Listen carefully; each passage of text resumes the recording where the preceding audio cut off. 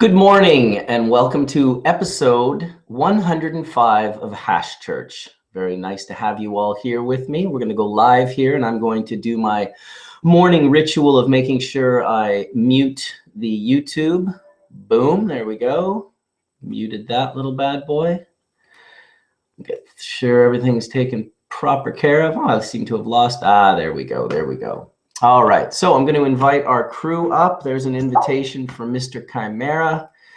I will do an invitation through Facebook, which is a good one because it gets about 25 people invited in. And then I will make sure that I go and I invite Mr. SUbcool, as well as Mr. John Davis, our good friend INDRA.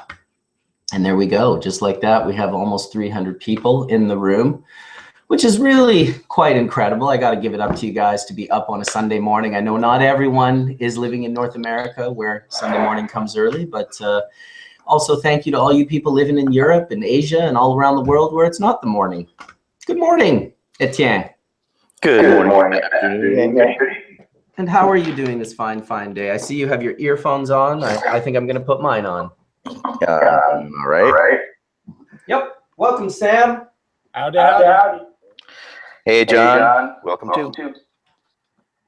Welcome, John. Good morning, guys. We're here in Saskatoon, looking out the 18th floor. Nice. All right, there we go. Hey, how's the weather there in Amsterdam, Sam? Is it toward the colder side already? It's been super nice the last week or two, but today it's a little bit drizzly and gray. We're getting liquid sunshine. Liquid sunshine. Welcome, John Davis, Mr. Indra, to the room. And I don't know what your picture is today. Looks pretty trippy, but you're muted if you're talking. It's orange and red. It's orange and red and kind of looks like a cat face squished into like a grape. No, it's an egg yolk with blood in it. There you go. There you go. What if it's a trichome head? How's the weather there? It's really yellow. Toward the colder side already? It's been super nice. Oh, John's got YouTube on. You'll have to mute the YouTube chat there, Mr. Indra. Liquid sunshine. Good morning, Todd. Good morning, guys. Hey, nice shirt, Etienne. Oh, I had someone message me today. They were in what were they? They were curious about my opinion on 64. It was something about the worry of growers not being able to grow enough plants. They're going down, bro.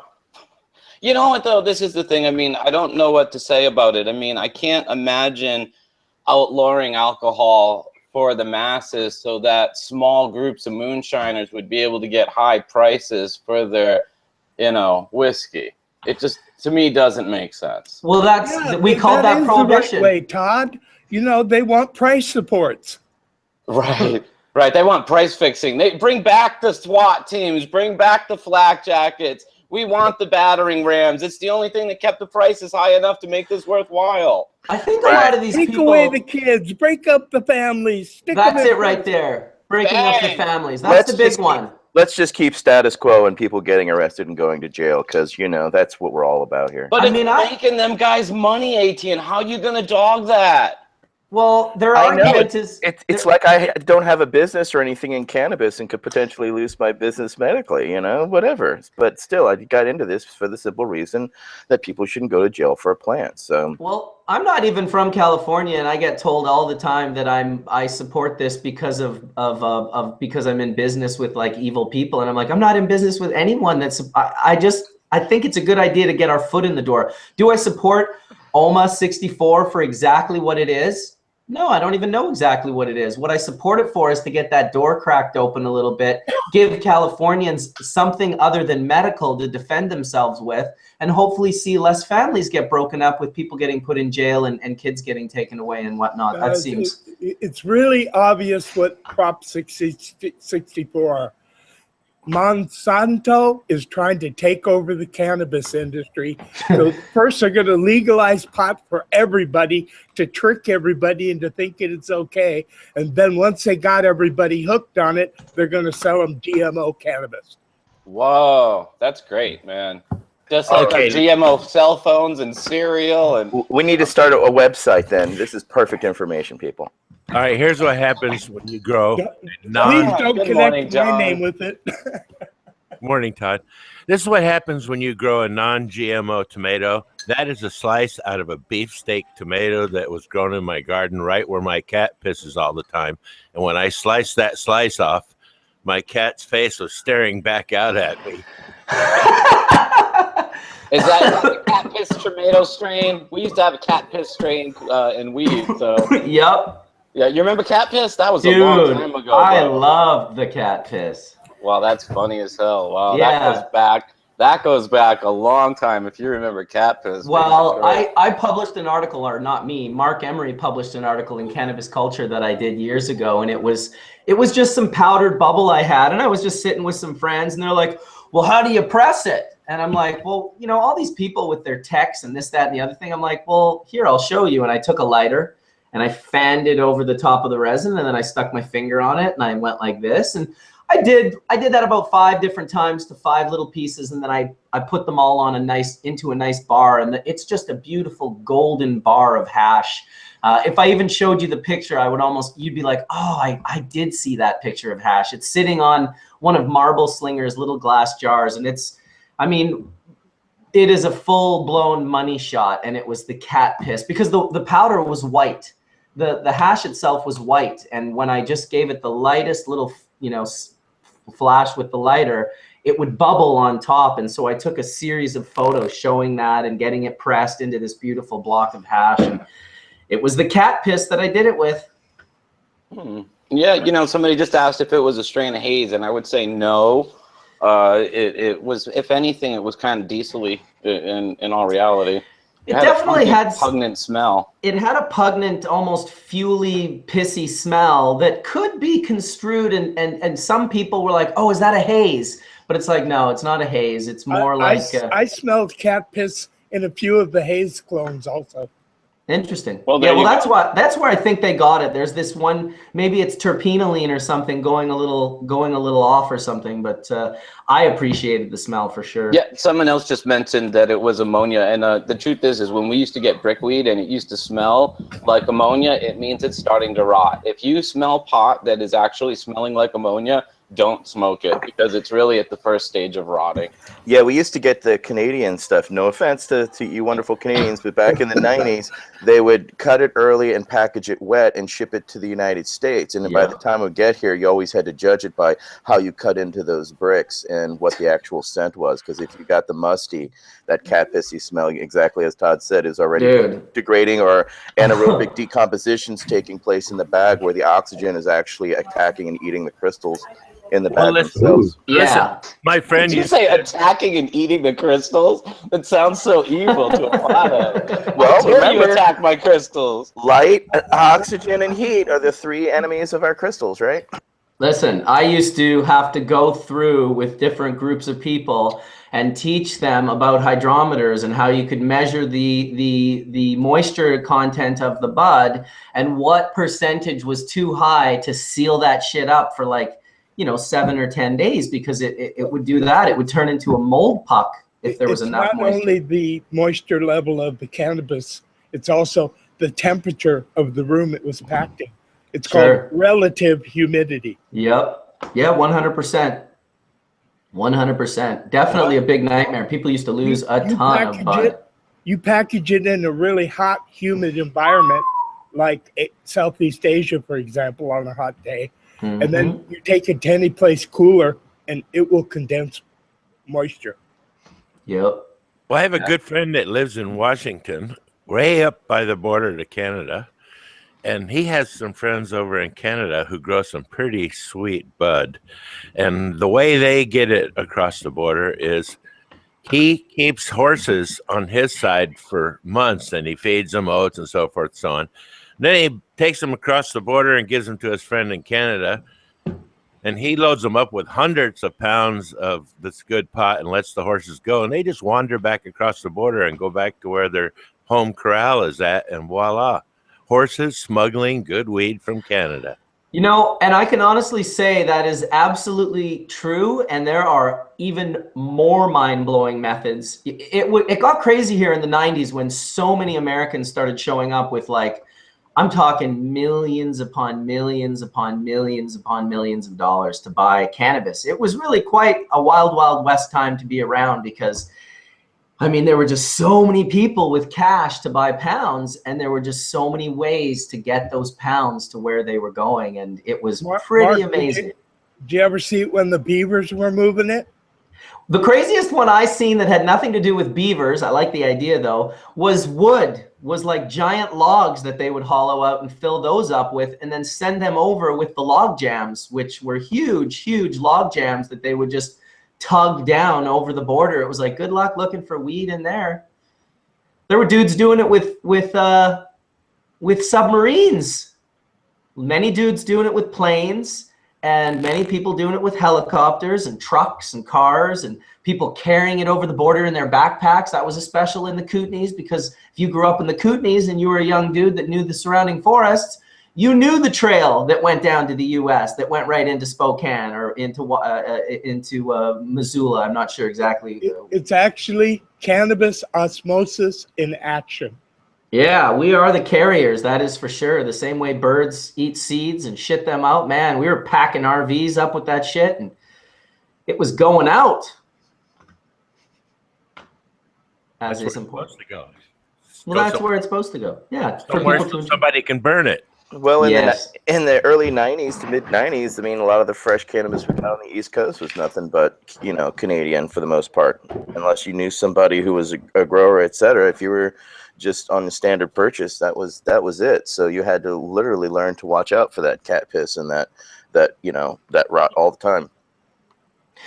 Well, and also, you know, there was always the integrity of the buyer. That was a huge part of this situation, and it was really, you know, because obviously no matter how terrible you grow cannabis, if no one's buying it, then you don't have a marketplace. But if they're buying it to resell it, that's a major problem, which is really how BC weed went from being so great in the early days to just all the integrity just went down. People stopped drying it. They stopped curing. They stopped growing it to fruition. They started bouncing it and taking the resin off before they sold it.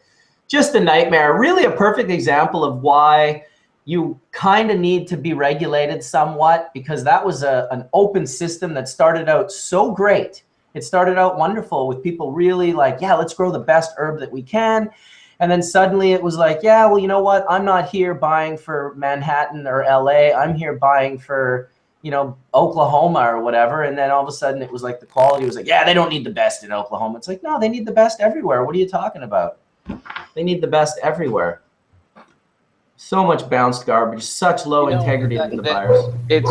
It's just the supply and demand. I mean, I think that how much of that market now has shifted to Colorado, Washington, California, Oregon. All these areas have gray markets. People don't want to talk about it, but until we see legalization in the rest of the states, you know, all these people opposing Proposition 64 are still going to have an opportunity to be outlaws, to be blunt. Yeah, and the way osmosis works is if cannabis is cheaper someplace, it will get to where it's more expensive. If cannabis is higher quality someplace and there's a demand for it, it will get to that demand.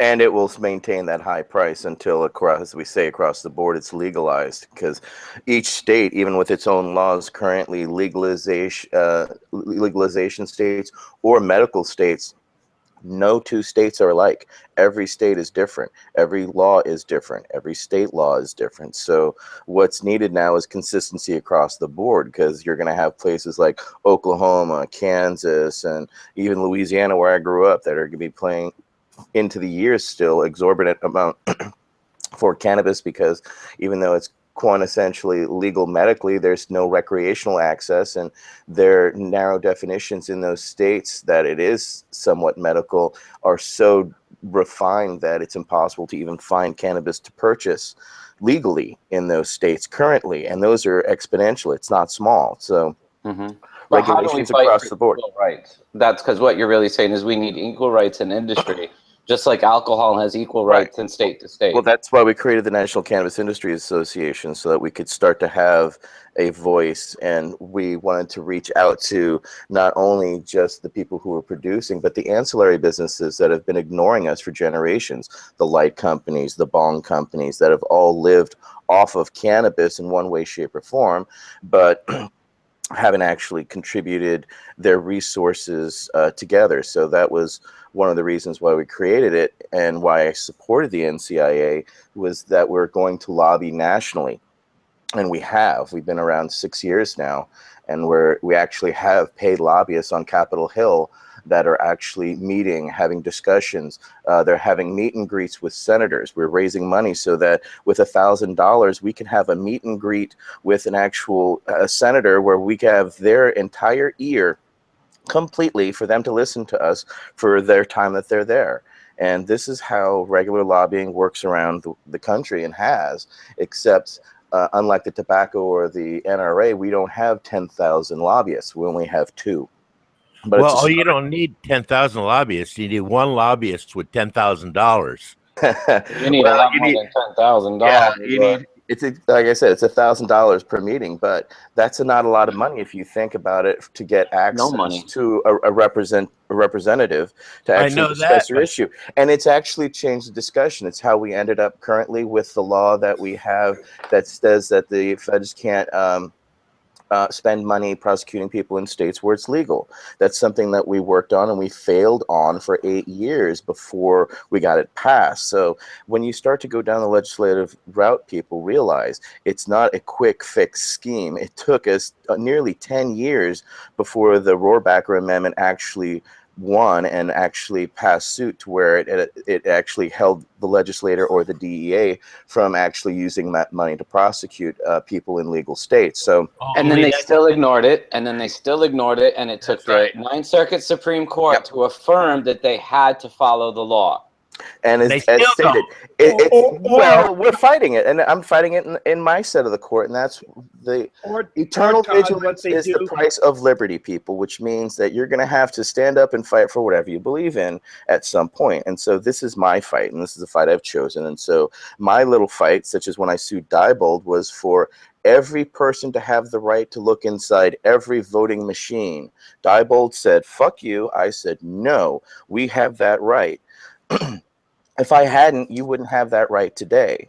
So I saw that ability and took it and ran with it. Same way with cannabis. We saw that if we started lobbying and on the federal level, we would see change. And we are. We are seeing change. It's just not as fast or in the time that we want. So that's why we need federal legislation to actually take the heat off these other states that have no legislation, or these states like Louisiana who have a completely unworkable medical marijuana laws currently that allow for you for a defense. But if you're a patient, congratulations, you find out you have cancer or whatever, and you want to try and go find cannabis, you are still left going on to the black market trying to find whatever you can, because there are no access points, plain end of story.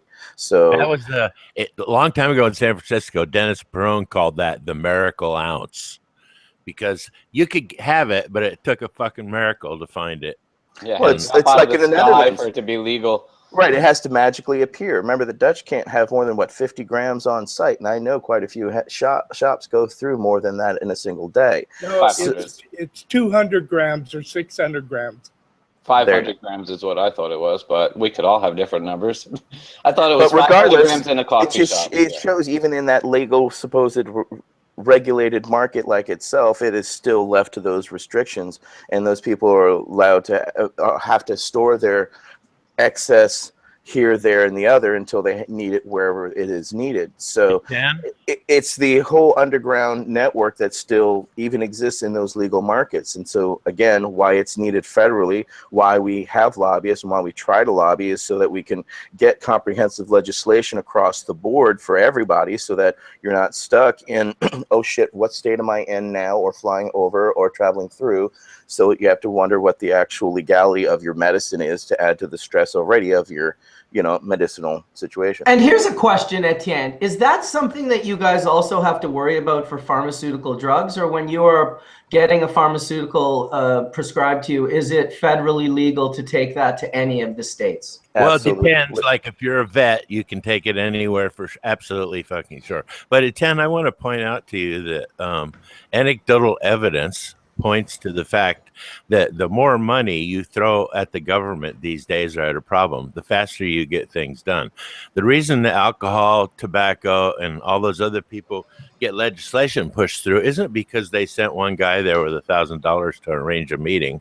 It's because they sent a guy there to offer them hundreds of thousands, if not millions of dollars to get their legislation pushed through and back it up.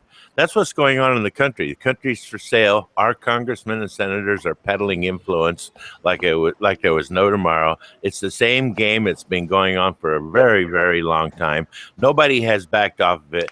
And the only people that are backing off in the government at this point in time are that appear to have woken up. But really, truly, that's not the case. They're backing off because they've got into the income stream. They're starting to see money back from this one way or another. And most of your congressmen and senators are only going to support this when they can see a way to channel the revenue stream.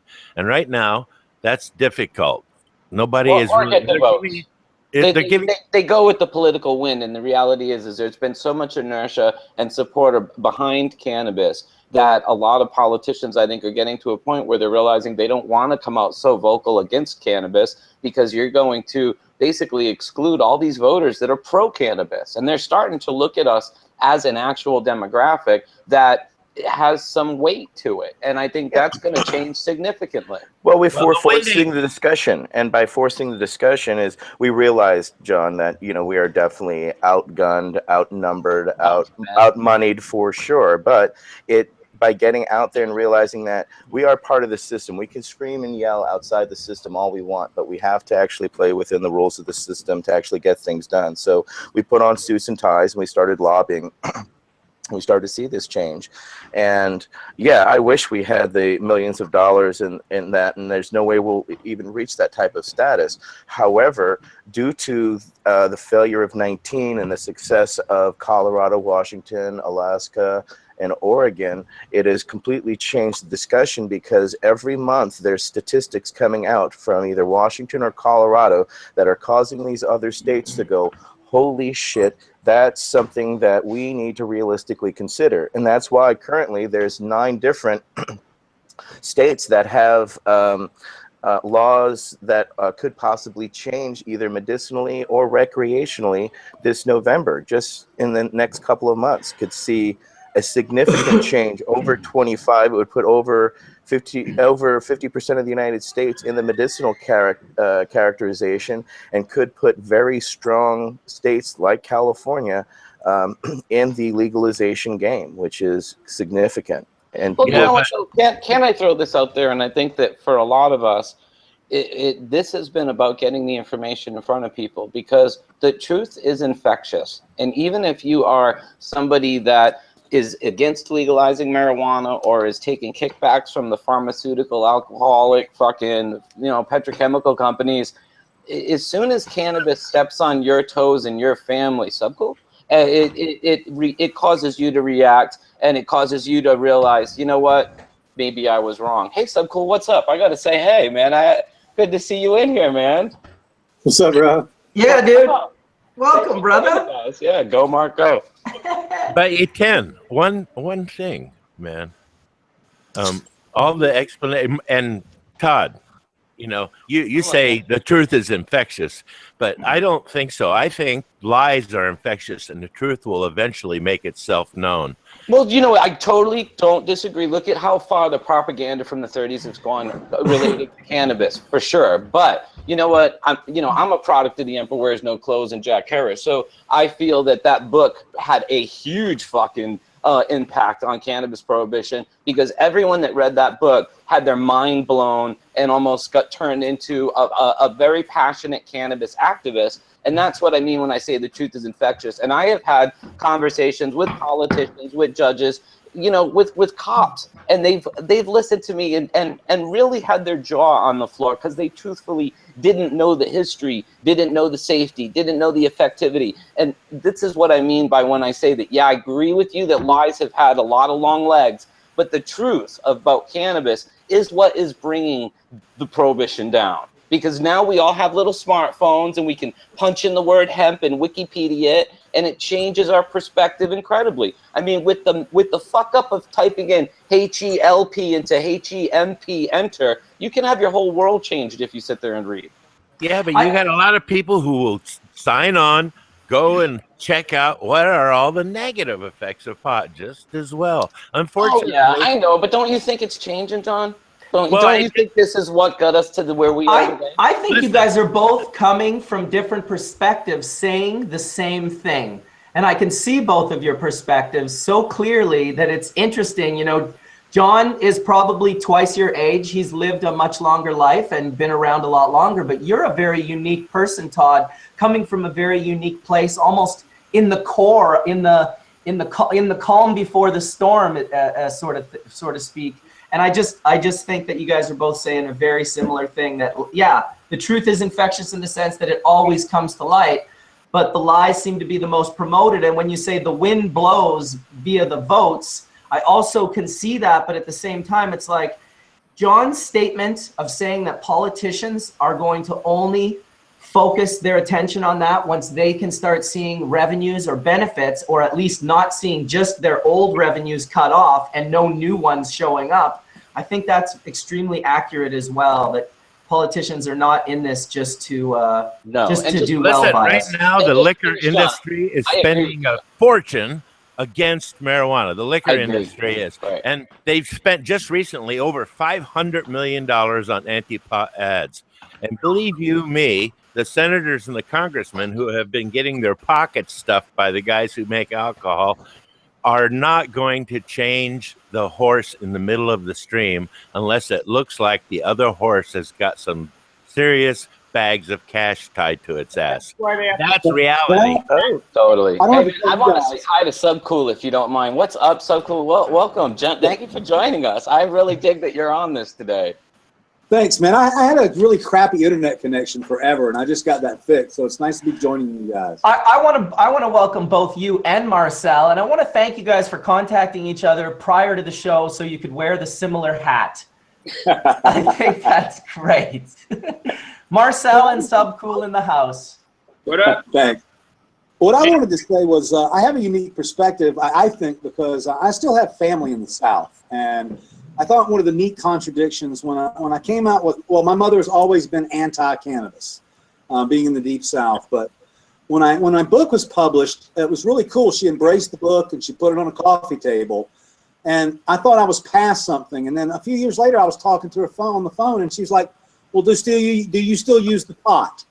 And it was so ludicrous. Number one, I don't smoke very much because of my lung situation, but yeah, I eat cannabis every day of my life and I always will. And what my point was, that is a tide of 110 years that we just have to deal with. No one in my family, even my brother who might have a puff when he comes to the West Coast, he's not a proponent of cannabis legal in this country, and it breaks my heart. And his brother is like the Pablo Escobar of cannabis seeds. Guys, I want to point out some things we're missing, and that's you know, you guys were just mentioning that these organizations are resorting to advertising.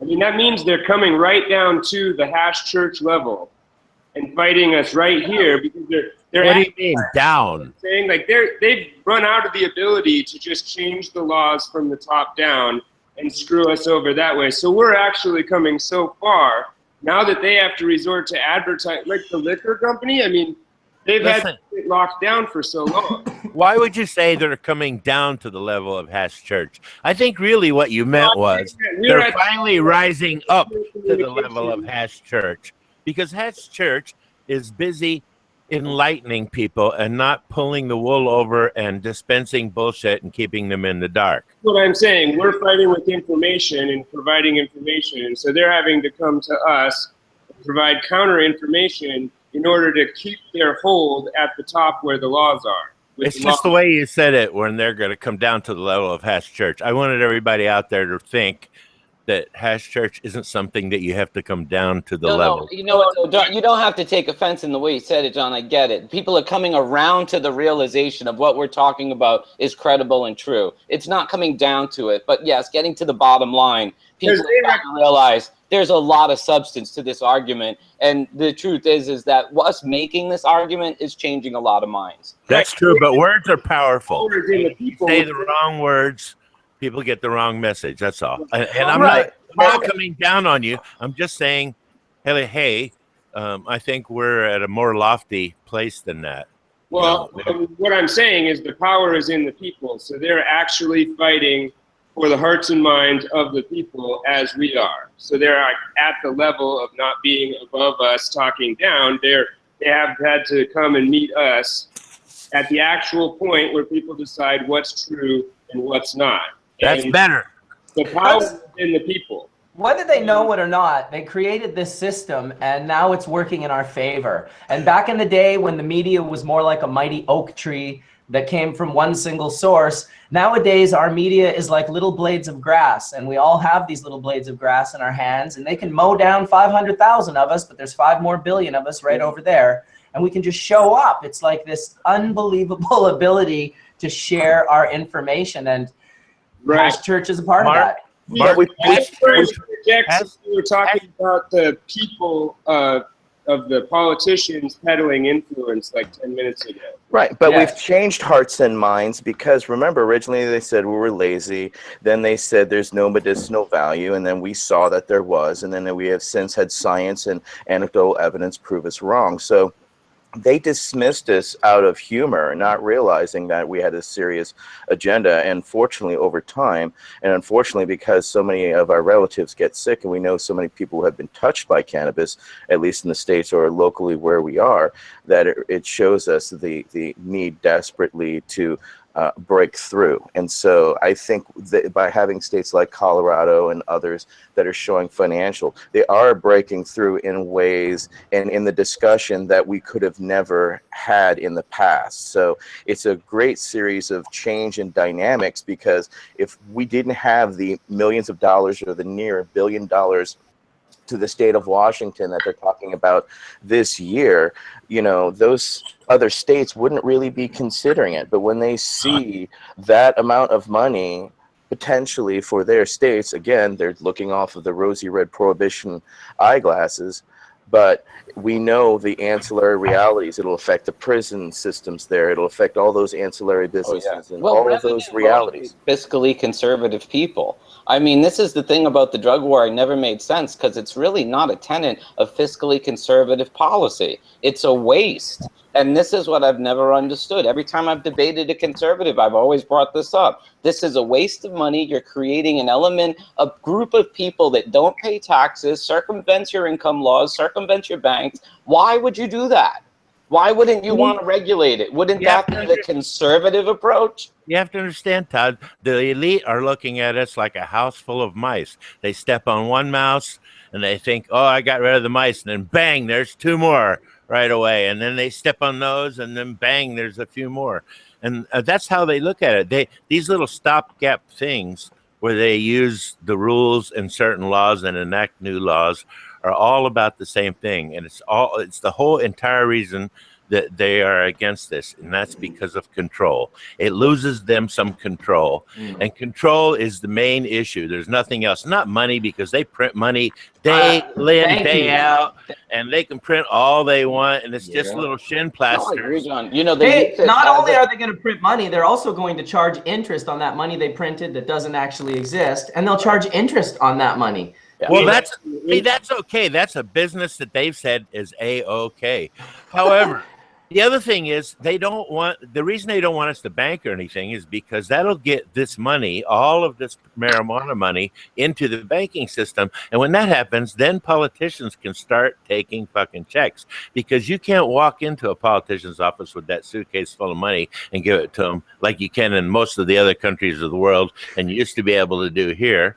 But now you got to write them a check, and it's got to go to, you know, maybe to a charity that they deal with, and then the wife is on the expense account of that charity, and then that's how they spend the money. And it's just following the money trail is and voting these people out of office and getting some honest, real people in office is the only way we're going to call it to a halt. Because right now they've got so many different leverages that they can play against us, and it's nonstop. It's nonstop. They just keep doing it and keep doing it, and that's the symptom of what you were talking about a minute ago, where they keep coming up with something. And I say, well, they step on one mouse and then another mouse and then another mouse. That's how they look at it. They don't care about the fact that they have to call the exterminators in once in a while. To them, that's A-okay. They don't want to see that money, that pot money, in the political system because they know it will disrupt their entire thing. It'll get rid of the obstructionists. I would love to point something out that you're saying is that all of these growers and producers that are opposing 64 bother me in the sense that in the 20 plus years I've been at this, I've never seen any of the growers kicking money down to normal to pay to put in money for an initiative to do it right. You know, what they've done is actually just ride the fucking pony of profits as long as hard and they can, and ignoring the fact that their brothers and sisters and family members were being lost in the jails behind them as we accumulated up to 2 million fucking pot prisoners. And no one came in and saved them. No one came in and stopped it. No one took that great amount of pot money and used it to do good. That's why we need a union. We need a fucking union, and one that is strong and one that people can. Well, you got one. Honestly, what he was saying earlier, what the National Cannabis Industries Association truly is that union. It's just that now what's happening is it's groups of businesses coming together in a sense like BPG. Not trying to call you out, Etienne, but you know, this is when you have businesses that are started around a conscious objective to put principles over profits, and that's not the American system right now. No, the American system is work that circus donkey until it can hardly stand up and then put it away wet. It's true, but we all know, John, that there are for-profit companies that act as beneficial corporations. When I spoke at Woodstock, of all people that joined us was Kenneth Cole, the fashion designer. And what he walked out on stage and said kind of blew my mind, because I came from a hippie area where, you know, people take vows of poverty and they think that's cool. And he walked out on stage and he said, don't take a vow of poverty.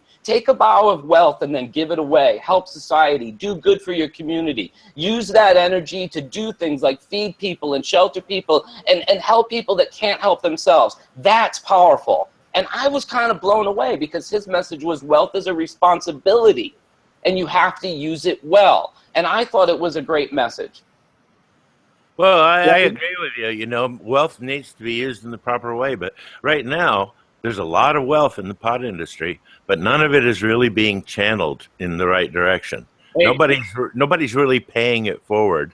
I know there's a few people are, but well, the National Cannabis Industries Association has now grown to over 1,000 dues-paying businesses that are nationwide, that are cannabis industry people that are trying to pull together, network, and do what the pot people, the growers, couldn't do. Because back then, when I was just a grower coming off my farm, to hang out with SUbcool and to talk about our business was a fucking conspiracy. It wasn't lobbying. I think that's what the what the glass blowers bring to the table here is, overall, the glass blowers have a lot of desire to see positive change, and we spend our time like, you know, our art form actually creates positive change when we go and we hang out and we throw parties and stuff. So, like, you know, there is an avenue here for all this, you know, and it's actually activating. It's these, you know, the pot money going into the art form of glass blowing, and the glass blowing in the pot creating community bubbles and pockets of, like, you know, productive, positive change. So I think one of the biggest problems they have in my industry with the seeds is the overregulation of the industry. I mean, it's just hypocrisy that a seed that's grown in Colorado is the genetics from that seed are never supposed to cross state lines or go anywhere else. And they're creating a counter industry. I mean, do you think that the state line has a wall on it and it's going to stop people from doing what they do? So you've got cottage industry popping up all over.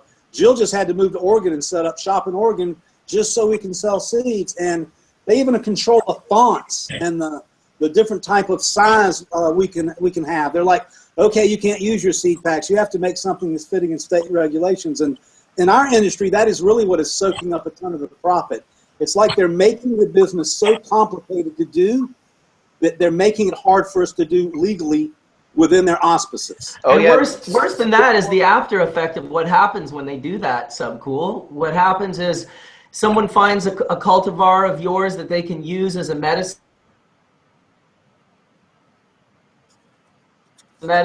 He's not even allowed to go back home because he can't continue to use his medicine in Indiana because they don't have the proper laws. But even if they did, he wouldn't be able to bring that particular cultivar over the state line. So it's like it's creating a prison for patients who are stuck. I've got good friends. Again, you guys know I'm from the South. I got good friends in the South, and their son Wesley has 1,000 seizures a month. We found out that CBD cannabis tincture, just a couple of drops every other day, and the kid reduces it down to a couple of drops. Now, he's lucky that his family has a little bit of money, but they actually bought an apartment in Colorado so they would have an address so they can drive to Colorado 5 times a year and get their damn kid medicine. And you shouldn't have to go through all that to save your damn kid's life. No. I agree, and we have the same problem in Nevada. SUbcool is if we want to do any type of advertisement, we have to send it to the state first for approval. So these consistent roadblocks in the way, even though we've had breakthroughs, you think in these states where you have a certain amount of legality, I agree. The restrictions are they're overreactive because this is still so new, and this is the frustration that a lot of people, a lot of the pioneers have seen in those states. Is, you know, the utopia that we hoped for, as we see, gets highly overregulated, and we have to trudge through these very unfair and frustrating situations so that we can arrive at the reality we want to. But they definitely make it challenging and extra difficult for sure. And I apologize. Have y'all discussed the cash issue on the show before? Which one? To what degree? Go right ahead.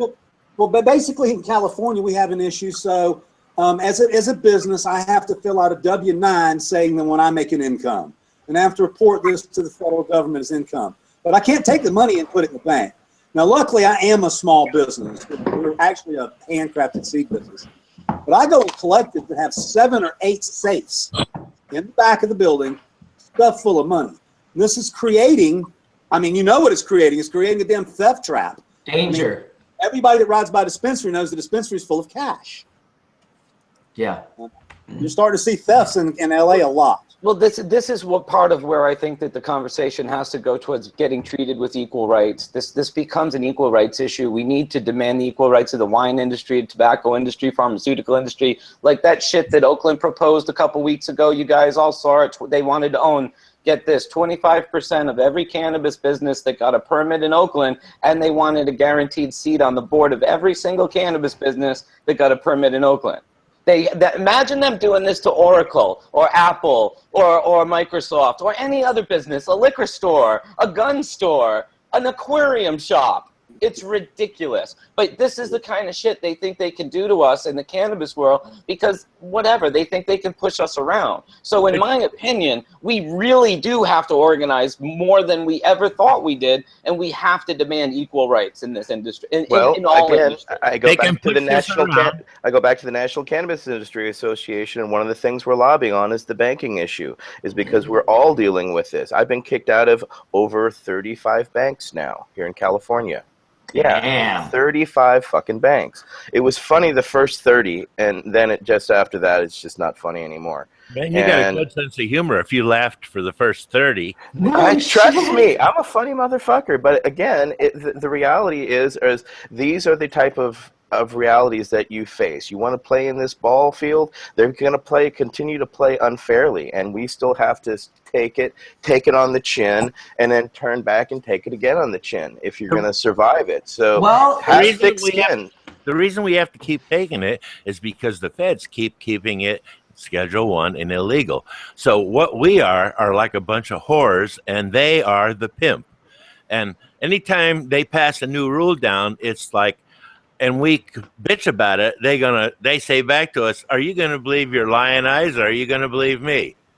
And that's just it. We're stuck in a corner. We're kicked around because we're like fucking orphans. We don't have any pull or any say anywhere because we're not together. This is one of those situations way back in the beginning when they said either you're going to hang one at a time or all together or something like that. And I think that's an apropos statement. It fits in quite well here. Yes, Sam? Yeah, but I think it's over, John. You know what? They tried hanging us, and we were resilient. You know what I mean? I showed up to prison on time in a suit, smiling. You know, got popped out and went and made movies. So I think we're breaking the system, in all honesty.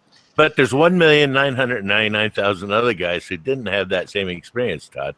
Not everybody has. Hey, look, you know what? And I'm not discounting it, but the system's breaking it. You're watching the laws crumble. You're watching the freedoms. You know, look, the drug war is failing on every measurable count. You have to acknowledge that. But when you ask that question to the DEA, they will tell you that the drug war is doing fine and they're winning. I mean, I was just on their site not long ago and saw. But that's only rhetoric. That's only propaganda. You don't believe what you read on the DEA website, and I know that. No, but I'm just pointing out to you that, you know, it's a matter of what angle you're looking at it from. But I say it like this. I would expect nothing else from them, considering the Bureau of Narcotics and Dangerous Drugs back in the 30s taught them how to do it. And we've all been parroting their propaganda for decades. That's really what we're fighting against. My favorite quote, John, my favorite quote, I'll let someone else talk, is the greatest obstacle to discovery is not ignorance. It is the illusion of knowledge.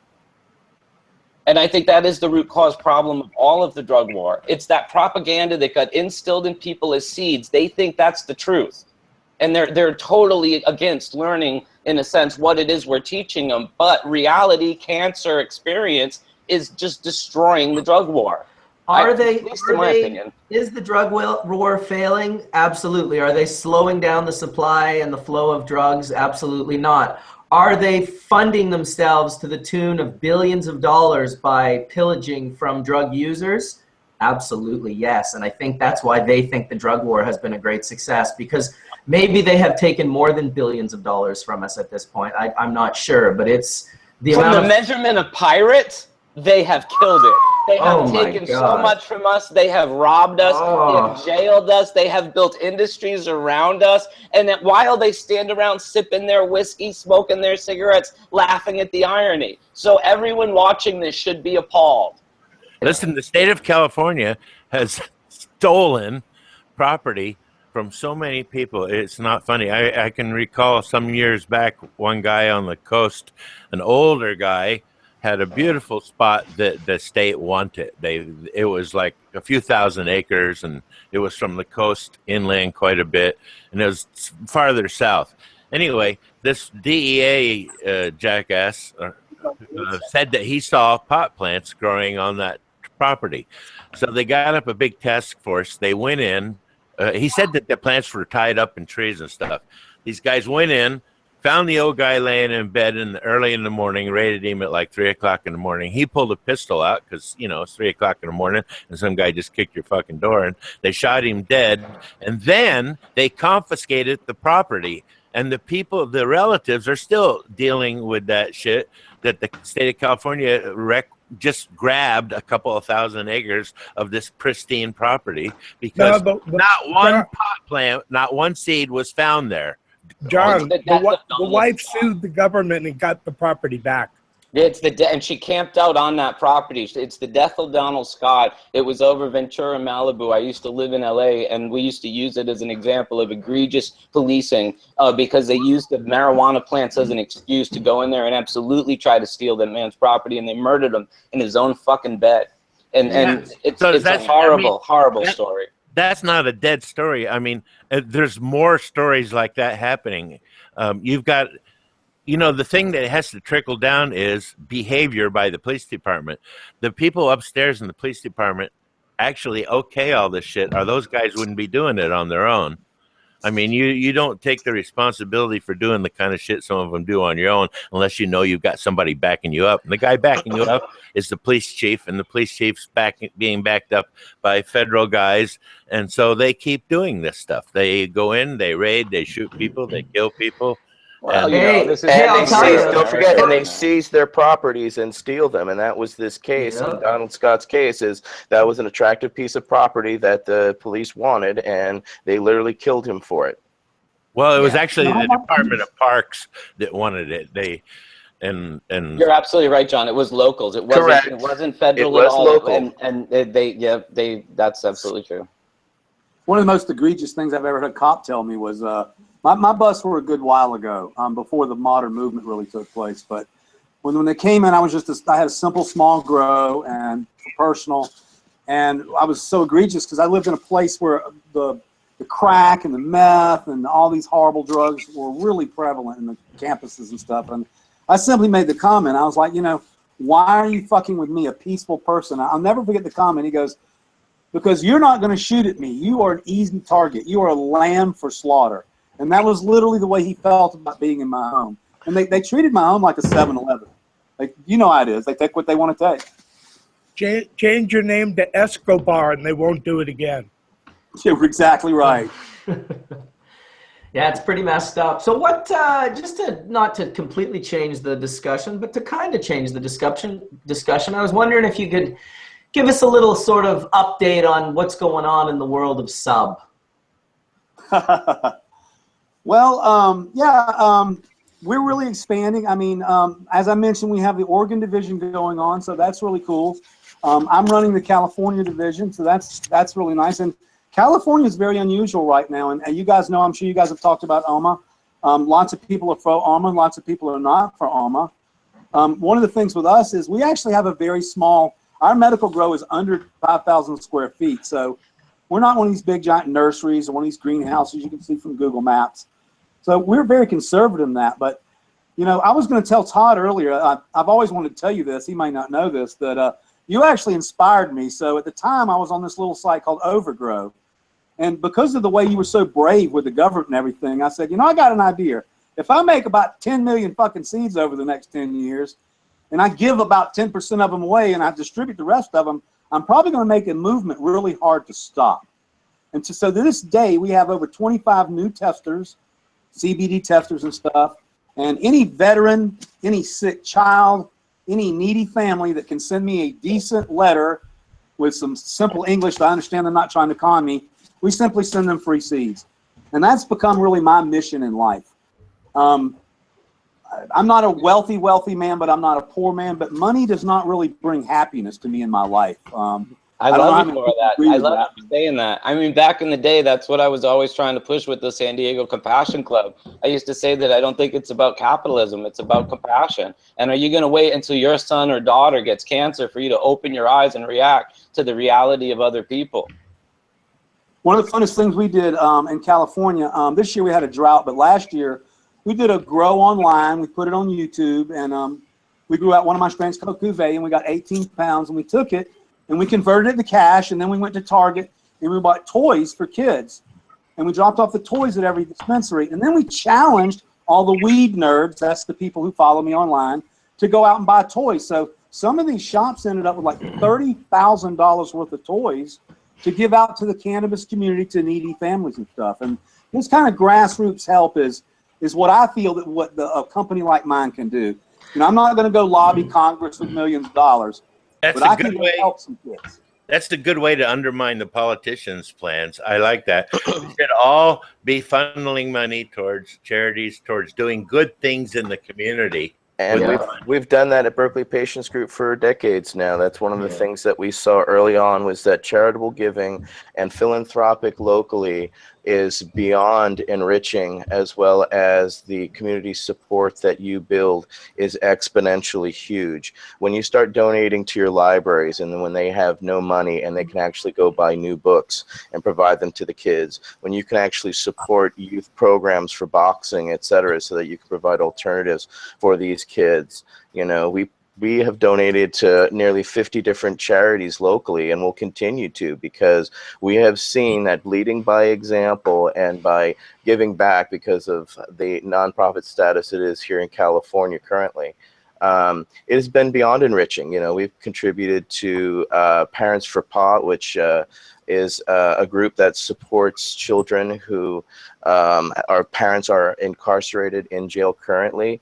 Mickey Martin runs that, and we've been supporting them for years. So when they just had a recent going back to school program, we were able to buy new shoes, backpacks, school supplies, and then Christmas comes around, same thing. They get brand new toys and things, and they get support where these kids are in foster homes because their parents are in jail or they're with their grandparents because their mother and father are in jail currently, and those grandparents are doing best they can with what they have, so they need support. They need outside help, unfortunately, because this drug war goes so deep on so many levels that it's not just at the local level. We got to think a little bigger, because we still have to remember our federal brothers and sisters as well. But well, you got to think national. Thank you. You got to think national, act local.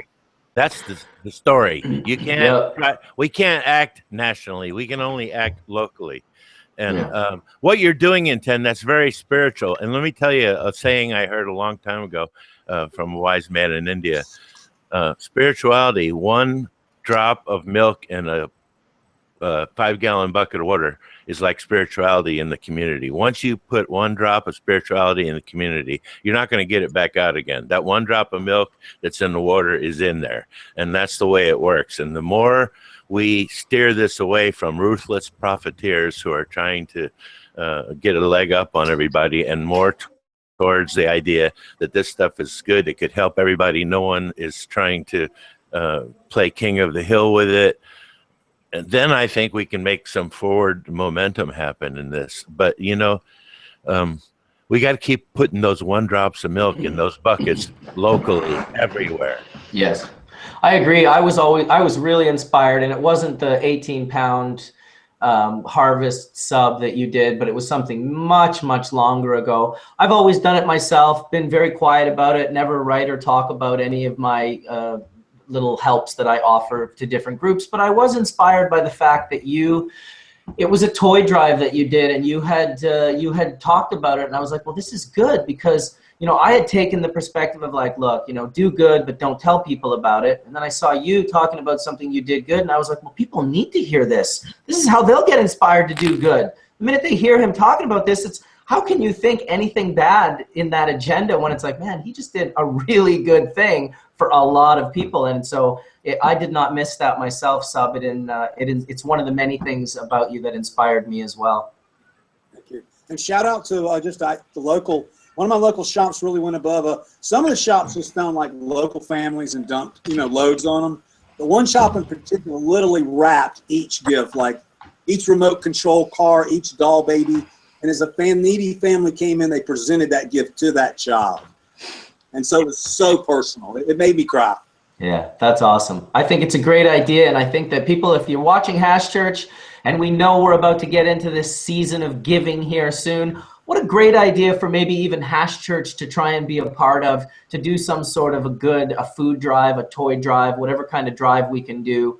I love the idea, and I'm definitely down with donating my time and my money and my energy for such a good idea. Hey, welcome, Tony. Hey, Tony. And I'm down for that too, Mark. Hey, how's it going, guys? Oh, hey, Johnny B. Holy smokes, I didn't even see you there, dude. I'm just hanging out in the background here in the shadow. Wow, well, welcome, dude. All silhouetted and shit. You know, I thought I saw that we had 2 Johns. I'm spacing it, bro. Sorry, man. Welcome. You okay, Tony? You look a little blurry-eyed this morning. Oh, I just, I've actually been trying to catch up on a little bit, I guess, time off, vacation time. So I slept for 3 hours? Yeah, no, 13 hours. Wow. I actually feel good. Damn, a month's worth of sleep. Never get to sleep. Good morning, John. Oh, I think he just gave you the finger, INDRA. Good morning, John. Get the thumbs up, by the way. We're going to come back here. You know, I guess I'm a little bit sad because I keep getting harassed in this new place that I moved into, that this lady keeps smelling cannabis, and they keep trying to tell me that it's illegal. And I said, it's illegal to smell cannabis. And they're like, no, it's illegal. I'm like, it's illegal how?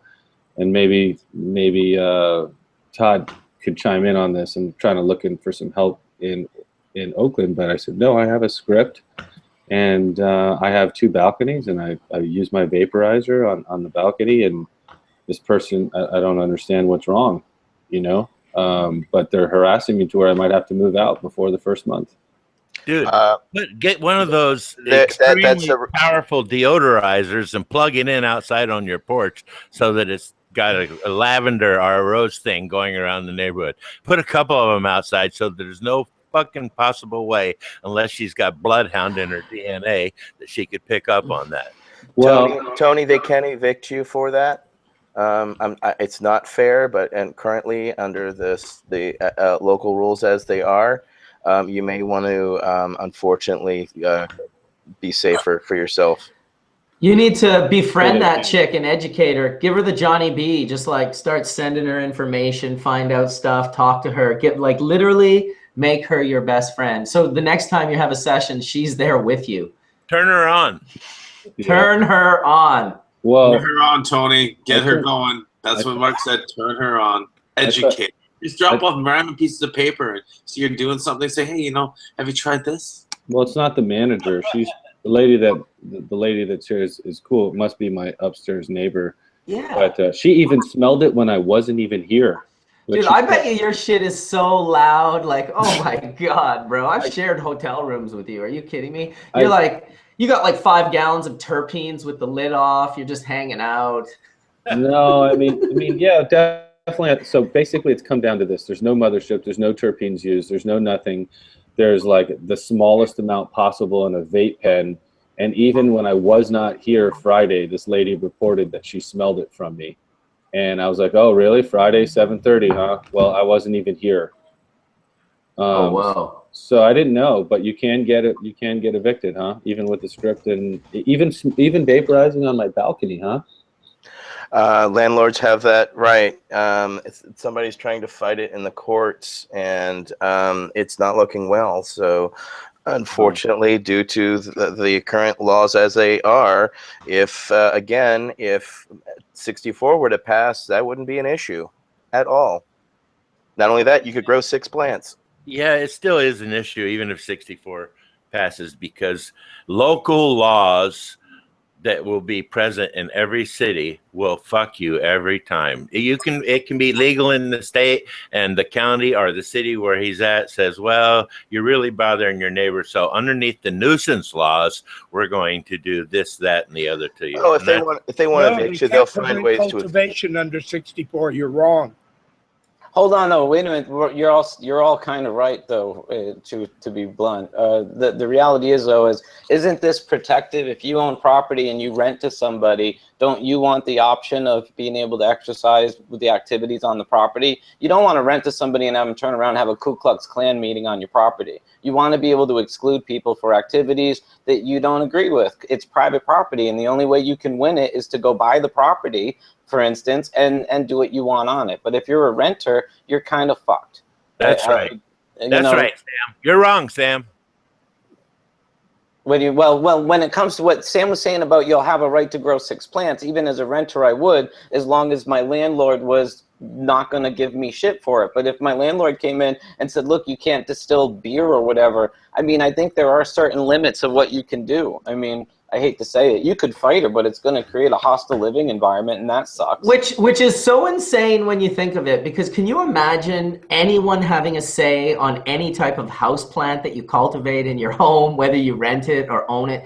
Think about how far from being engaged with reality you have to be. I'm not talking about smoking or affecting No, that's what I was going someone. to say, though, Mark. Don't they exclude smoking cigarettes and say, look, you can't live here if you're going to smoke cigarettes. Pop, you lose your lease. Absolutely, but generally they won't say you can't grow fig trees because I don't like fig trees. Well, they will say but Tony's giving a hard time because of the smell. There's a lot of things that they'll object to. They don't want you to grow opium poppies. They don't want you to grow pot plants. There's a long list. There's dozens and dozens of things that could get you booted because you're growing it in a state where, in California, there's a law for everything. Really, trust me, believe me, there's every single possible thing you could come up with, there's a law against it.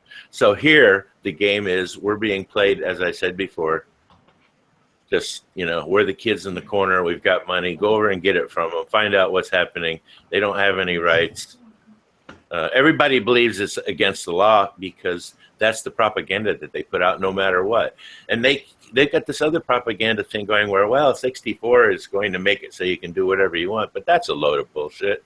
And you shouldn't buy into it because, as I said, locals are going to mitigate the effects of that law no matter where you're at. You might just run into a place. Yeah, Todd, sorry. All I was going to say, though, John, is if we pass 64, it puts us in a different situation where now we have a legal ground to ask for equal rights on. Right now, like a tobacco smoker, even though it's legal, can be excluded as a renter. But right now, we as someone that's illegal, like he's coming from a place, Tony and I and you that have medical cannabis prescriptions only really have an affirmative defense in court after they arrest us. It really doesn't make our activities wholly legal. So that's the problem we truly have with 215. And if 64 is to pass, we do have now a legal right, and we can now start trying to fight for equal rights.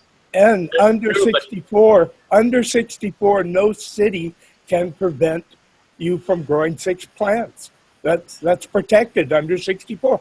Right. Yeah, but all the of those landlords are going to get fucking. The landlord, yes, but not the cities. Well, so, I mean, the effect is what we're talking about. Who cares what the symptom thing was? I mean, the effect is landlords are going to be able to say no. And that's going to be a huge thing. You know, until people realize something good could come from it. Like if you had a landlord and you were doing something for them or helping some idea that they have worked out, we're going to still be running into this problem, man, because most of the people that you call the conservatives don't see this as a plus. They see it as a bunch of hippies getting money, and they might do things with the money that would upset status quo. All right, and I completely agree. But what we've seen since legalization in Colorado and other states is a huge push to get our money as a demographic. So if you can have upfront conversations with your landlord and you just say, listen, I'm a cannabis user and either accept it or this isn't going to work out for a relationship for me, then we're in a better space. I've kind of taken that approach because fuck it, you can't Google my name without realizing I am associated with cannabis legalization. So yeah. I gave up trying to, pretend otherwise. So here's my book, How to Grow Medical Marijuana. Are we going to be able to deal with each other? And yeah, it's also showing. Spot. It's about showing people that you're professional and that you're able to. So I do see the aspect of that foot in the door spot where you can actually sit down with your landlord and say, look, it might freak you out to say I want to grow pot because you might have a vision of growing pot like these people that did it under prohibition and people that did it very poorly and people that ruined the home. I would like to show you what I have plans of doing. And that might be some plants out on your deck. It might be a room in the house, but maybe if you can show him how professional that you are and how professional electricians and bonded electricians and every proper person is going to be a part of this, it's quite different from the definition of an indoor grow under the guise of prohibition, which is what they've seen in the media. So the media takes the worst indoor grow that the cops just busted, photograph it, put it on the front page of the newspaper, and that's what normal people think that is. And so I do think it's another aspect of foot in the door mentality where we can now at least have this conversation rather than just nope, don't want to talk about it. It's like, no, they just passed this law. We can actually discuss this because the bottom line, whether you want to or not, we have a responsibility to change or help change the minds of the masses in regards to this plant, its safety, its efficacy, and us being able to have it under proper adult use responsible act. And I think, to be honest, that's part of regulation that I actually like a lot. In the old days, Mark, when I was up there in Canada with Bad Boy and them, it was quite common for the police to find a house that someone had simply filled with dirt, 12 inches from one end to the other, and filled with plants. But that my grow room costs $90,000. I mean, it is state of the art, spotless, and we do need to bring this into the light that this is not a seedy business anymore where we're creating nasty meds. And as Berkeley Patient Group knows, the level of scrutiny that our meds go through in a dispensary is far surpassed what we used to do when we used to meet somebody at a parking lot or whatever and drop off a pound. I mean, with the electronic microscope. I was surprised about a year ago to find out something grosser than mites, which is mite shit. I had never actually seen the crap on the buds before on somebody else's product, but That's the part about regulation that I do like. Inspected grow rooms, like you said, certified electricians. Now for the first time in the last 2 years, I've been actually bringing contractors, electricians to do work in my room and not really hide what I'm doing so much. You still got to be careful, but it's nice to say, look, I need 400 watts in this room because I'm going to grow cannabis legally. Right. Can I say something when you were saying talking, Mark? I am in no way advocating that you show your landlord or give out your plans of your garden to anybody. I feel there's two words that describe why it's called plausible deniability. And it's like why I didn't smoke pot in front of my lawyers. They wanted to be able to stand in front of the judge and say, I've never seen Mr. McCormick smoke marijuana, because I wouldn't want to put them in a position where they had seen the garden, been in the garden, been part of the garden. We're still dealing with real quasi-legality here. So I would tell everybody to keep their doors locked. Don't show anybody your garden. When I was a little kid growing pot, I made up a little slogan, and I used to say, if you're going to show anybody, you might as well show everybody, because if you show anybody, you've pretty much shown everybody. I think that's a part of prohibition that will sink. I think that it's great to show your garden. I love showing and sharing my garden. I love that people have shared with me their gardens over the years. I've been in hundreds of them, if not more. And man, to me, it is the most. You're not I take that shit. You're not their landlord. You couldn't kick them out of their house or revoke their lease because you got mad at them because you knew there was pot in the garden. And that's what I mean, be careful. And I'm not, well, no, I think what you've done has been cool as shit. We're only talking about renters as well. Keep in mind. We were. And I think you should be upfront with the people you rent from so that they don't come smell pot and want to evict you. But I in no way mean show them your stash. Yeah. Dude, you got a lot of predatory landlords out there. And believe me, I've heard every story there is, where you go in and you're honest with them from the get-go, and the first thing they want is they want rent plus a piece of the action. I mean, this is a nonstop thing, you know. Everybody thinks that we're making fucking money hand over fist, and they all want a piece of the action. And I mean, if you rent to a liquor store guy, you don't rent the liquor store to him and then tell him you want a piece of the action. You don't rent a drugstore to those guys. Safeway, when they get places out, they don't fucking pay a piece of the action for having that spot. But yet, if you want to grow some marijuana somewhere and they think that you're going to make a lot of money, they want a piece of the action. And they're not the only ones. The number of people along the way, I mean, it's practically like swimming through one of those lines where everybody takes a swing at you, except for there's a piranha tied on the end of every stick. Well, it's why people embraced prohibition so wonderfully, you know? It's like, should we fight this or should we profit off of it? It was an ultimate monopoly. Only the people willing to do that illegally were able to monopolize the profit margin from it. And let's be honest, I've seen a lot of really good people involved in nothing more than cannabis get slammed so hard, and I've never been to connect it to anything other than the karmic debt of producing prohibition-based profits, while our brothers and sisters are basically rotting in prison. But bringing it back around, Tony, the reality is you're compromised there. No matter who, as you know, you weren't even there and she's smelling pot. So you have to view it as a grow room. Grow room, somebody finds your grow room, what do? You got to move. You can fight it. You can, trudge down that reality. But, I'd rather be real with you and rather you be somewhere where you feel safe, because somebody next door to you could smell pot and then she's just going to call it on you, dog. I mean, if you're living in an apartment complex, that's just unfortunately the reality of the situation of where you are. You're guilty by association regardless. He should fight it. He should fight it and say it's terpenes. What, I did. What's she smelling? Are you got a grow going there, or no, man? First of all, I live on the lake where the park is. I smell cannabis every 14 feet when I walk my dog. I smell cannabis from across the lake. In fact, there's a cannabis community gathering across the street from where I live. I walked yesterday the entire lake, and I probably had 3 people offer me cannabis. I mean, we're living in Oakland, man. Like, it's not like, I mean, just because the smell of cannabis fucking woofs into the air, I'm the guy to blame. Man, we're in Oakland. There's literally cannabis growing in the museum in the middle of Oakland, man. I mean, everyone's got weed here, man. Yeah. I live on a little mountain with a bunch of conservative people, and I keep to myself, and everything's non-visual here. And I found out 3 months ago that there are 31 grows on the mountain I live on. There's an actual neighborhood watch.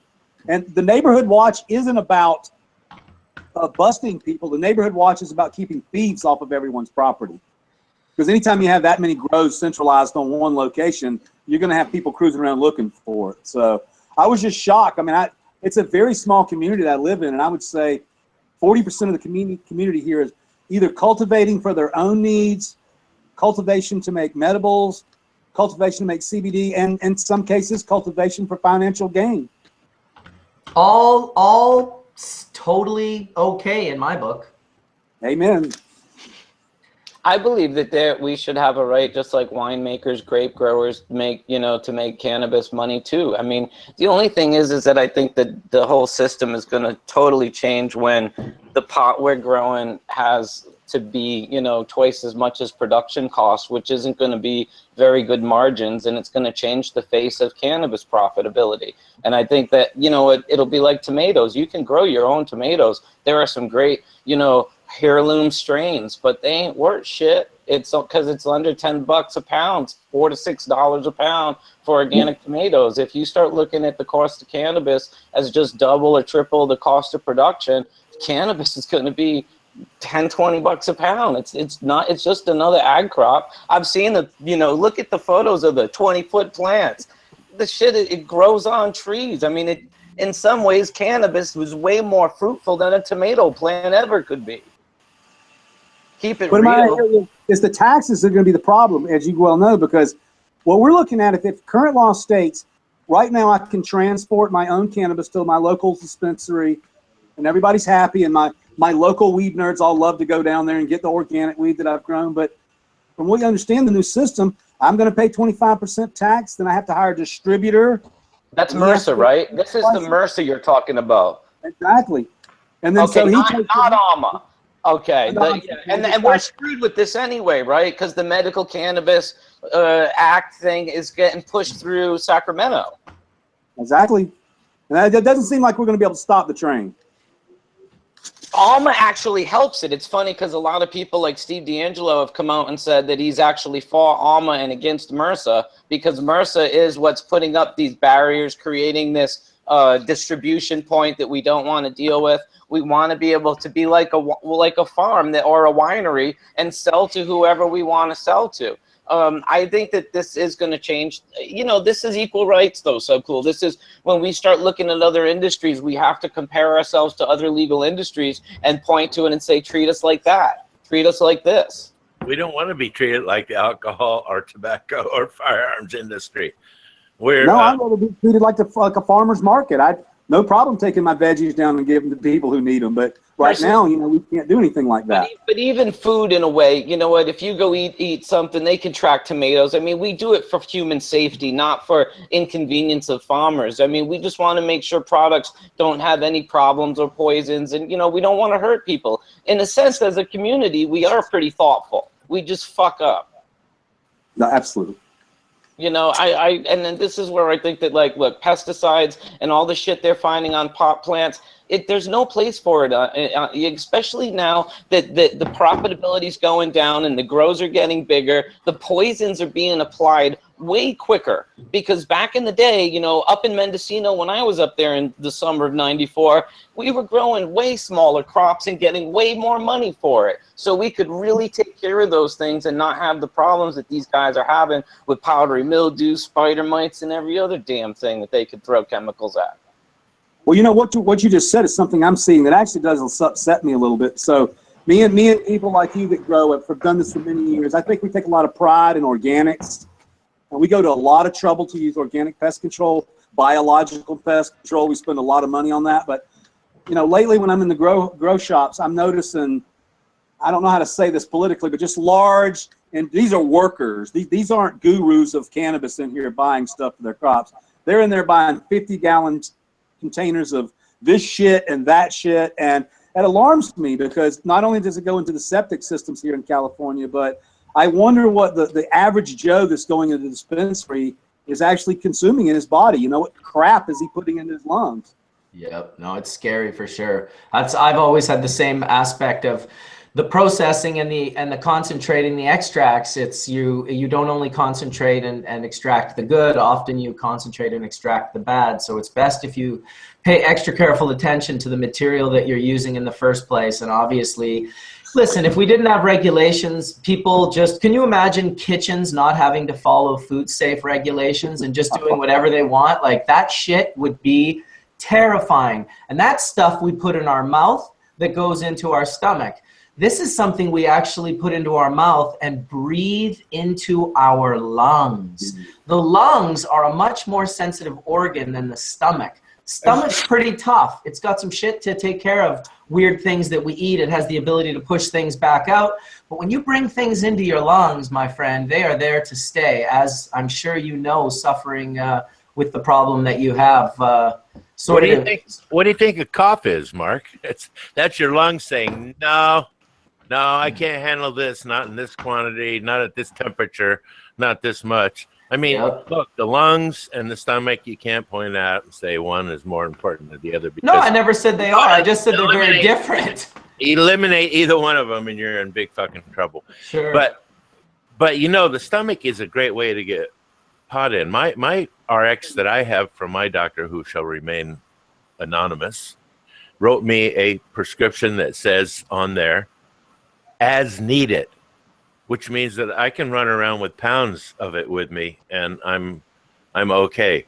And he wrote that prescription to me based on the fact that his wife passed away from cancer and he grew pot and gave it to her endlessly, but they didn't get started until it was far too late in the scenario and she passed. But anyway, he believed very much so that you should be able to juice at least 1 kilo a day to keep ahead of it. So you get a prescription for 1 kilo a day, and yeah, it's pretty. What is it? Lavender something. You know, I ordered some of your terpenes off your site last night, Tony and Mark, and I hope this is going to be the first time I've done them separately because the oils that I make are so terpene rich that people can pop the lid off the bottle and go, oh, wow, that's the RD. Oh, wow, that's this or that's that. And they know exactly just from one sniff what it was. So I got to talk to you, Tony, about terpenes separation because I go about it a slightly different way right now. But I'm interested in talking with you about it. I'm going to set up a meeting with you and Tony and my friend Mike Bishop from Heidolf, who's going to bring you that desktop Rotovap unit. Good man. So I want Tony to come up with him when he comes up. So it's a matter of, Tony's got the crazy schedule out of everyone. He's coming down actually because he's in Portland.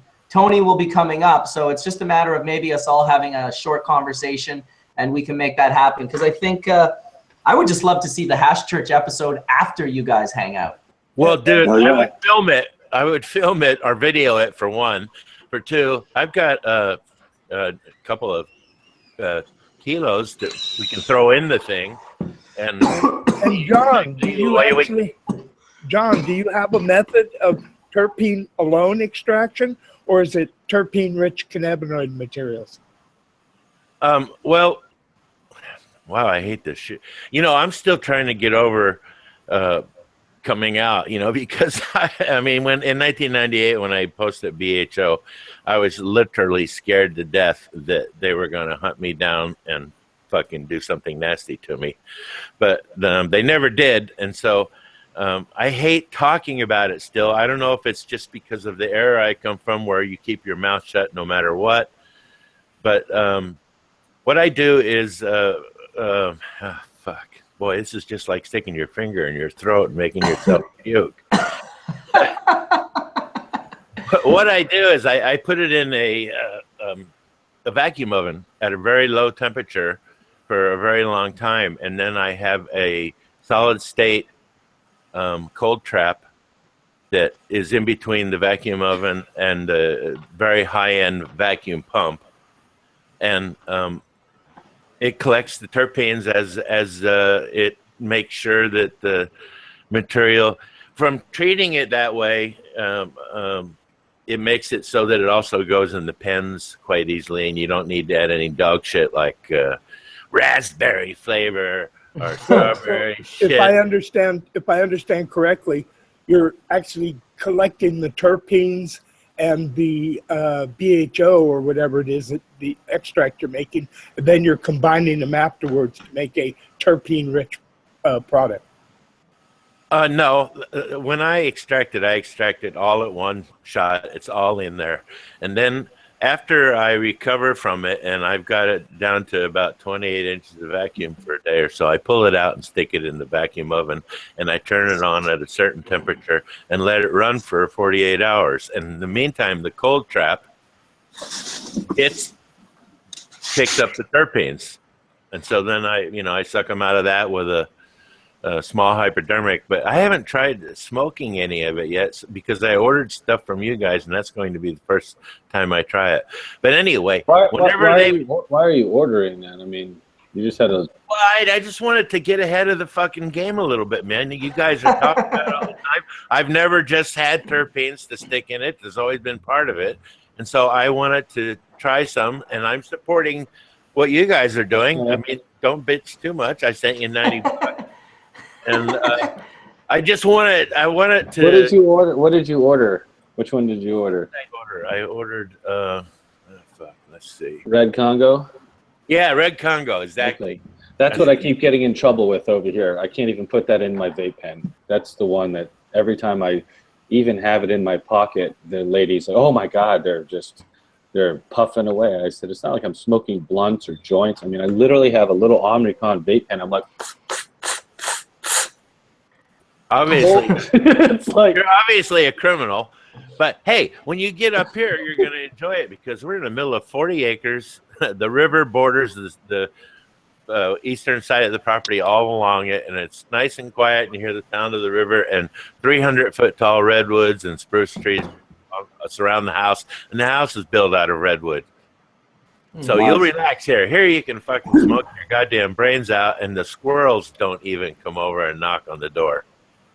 You terpene guys extract guys are really making my job easier. We just created a strain called Cherry Gasm, which is cherry pie OG times one of my males, and but it's really unique. When we go through phenotypes and we're doing selections and stuff, it's really gets to the root of it when an extract artist makes me 90 grams of something, and it's like it smells like a cherry Jolly Rancher. It's very rewarding to see what you guys do with what I start as a concept.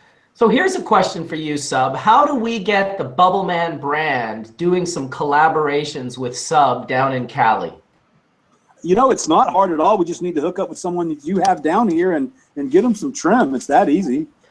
We're more like down with buds, but I'll definitely link that up. Because, dude, one thing I can say, and as I defended you in here, as I always defend you when people try to take shots at you, I've always been beyond impressed with the genetics that come from your seed bank. And I'm not saying that as a promotionary thing. I'm just saying that every strain cultivar I've ever grown from you has produced full melt bubble hash, like full 5+ to 6-star bubble hash, and really, really like unique, like fruity flavors and unique just flavors that when I share it with people and I don't tell them what it is right away, they can't believe how strong the profile is. So hats off to you for doing what you do in a way that just makes my job easier too, because when people put TGA genetics into bubble bags, the result is often wonderful. Hey, yeah, I forgot your name. Let me hang the thing over here. I have a question for you. SUbcool. Yes, sir. I was wondering, the last statement you just said a minute ago, that you were enjoying seeing what we did with something you started. I wondered what you were talking about. Well, basically, and this goes all the way back to Mark. So a long time ago, Mark told me that he really liked my Jack's Cleaner for its lemon terpenes. Oh, and that kind of gave me the idea to come up with a line of, and in my head, I heard Fruit Loops. So I wanted cherries, bananas, watermelons, grapes, and pretty much, other than just a few exceptions, recently we just found a lime terpene in one of our strains. So that was really my goal, and it's very rewarding to go in a dispensary, a collective locally, and see 15 to 20 different extracts that are made from my genetics that I didn't have a hand in, and the descriptions are what get me off. This lemon tangy, or this cherry tangy, or this grape concoction wafts over your head, and that just really lets me know I'm on target with my creations. Well, I appreciate your accolade there, because every single person who's making those extracts is making them courtesy of me. Absolutely. Well, thank you very much. Yeah, dude, all the good work getting done. And SUbcool, when you're doing plant breeding for terpenes, are you using some sort of analytical support? You know, not really. Some people are like that. I know my friend Mr. Soul is really more into that.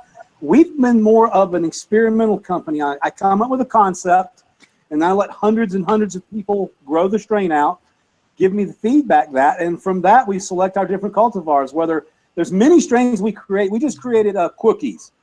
We had the idea to take a cookies cross and cross it with Quirkle, and in my opinion, it didn't meet our mustard, our test, and so basically it won't ever pass test or ever be on the menu.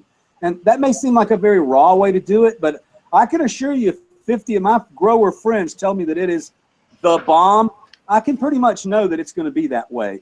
And when people as talented as you guys say grow out like Jack the Ripper, and everybody's telling me it's a lemon haze, it's above 20%, and give me the different terpene profiles. Well, we see this duplicated over and over again with quality growers. The testing at the lab seems to duplicate itself. And in my opinion, that's what I would consider a stable strain, not something that's been worked for 40 years, if that makes any sense. I've seen strains. Go ahead.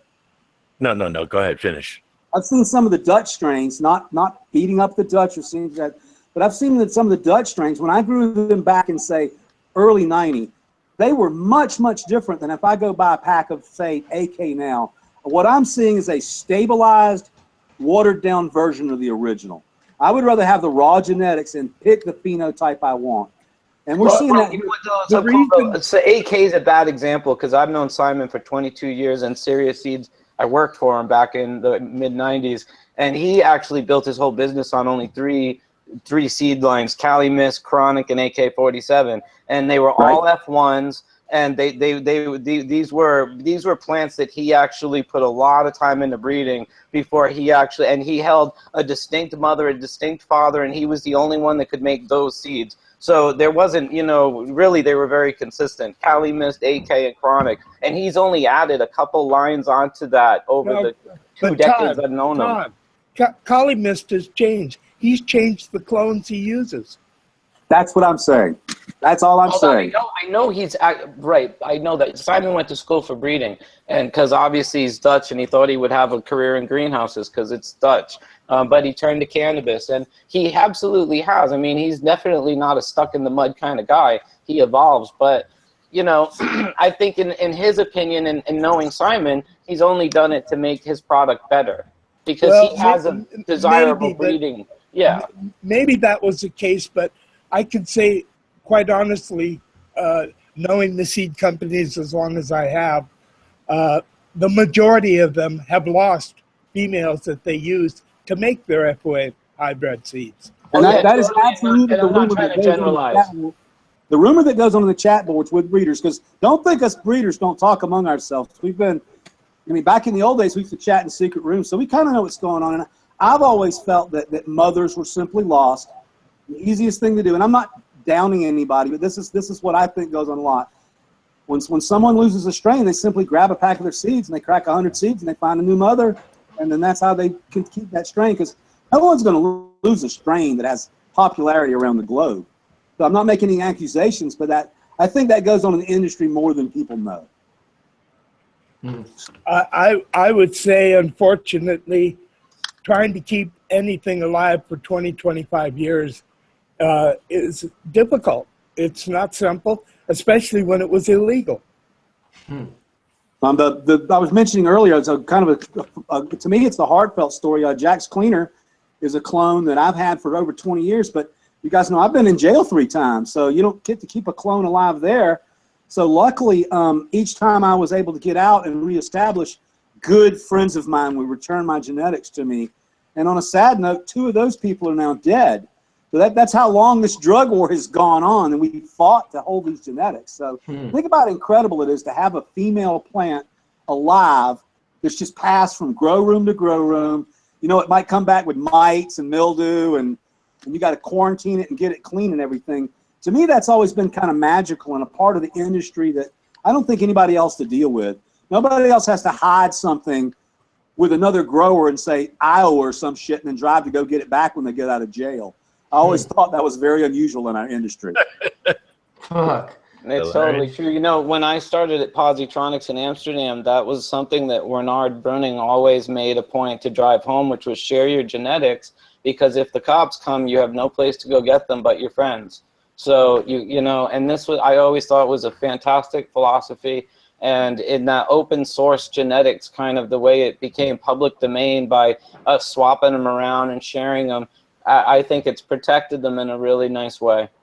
Absolutely. And nowadays it's like, give them away to give them away, you know, like now I'll give them away, not only with my agenda being that I need to get them back for me, but knowing that if I give these away, some other people may get them that might have not had the chance to get them. And that to me is a great feeling.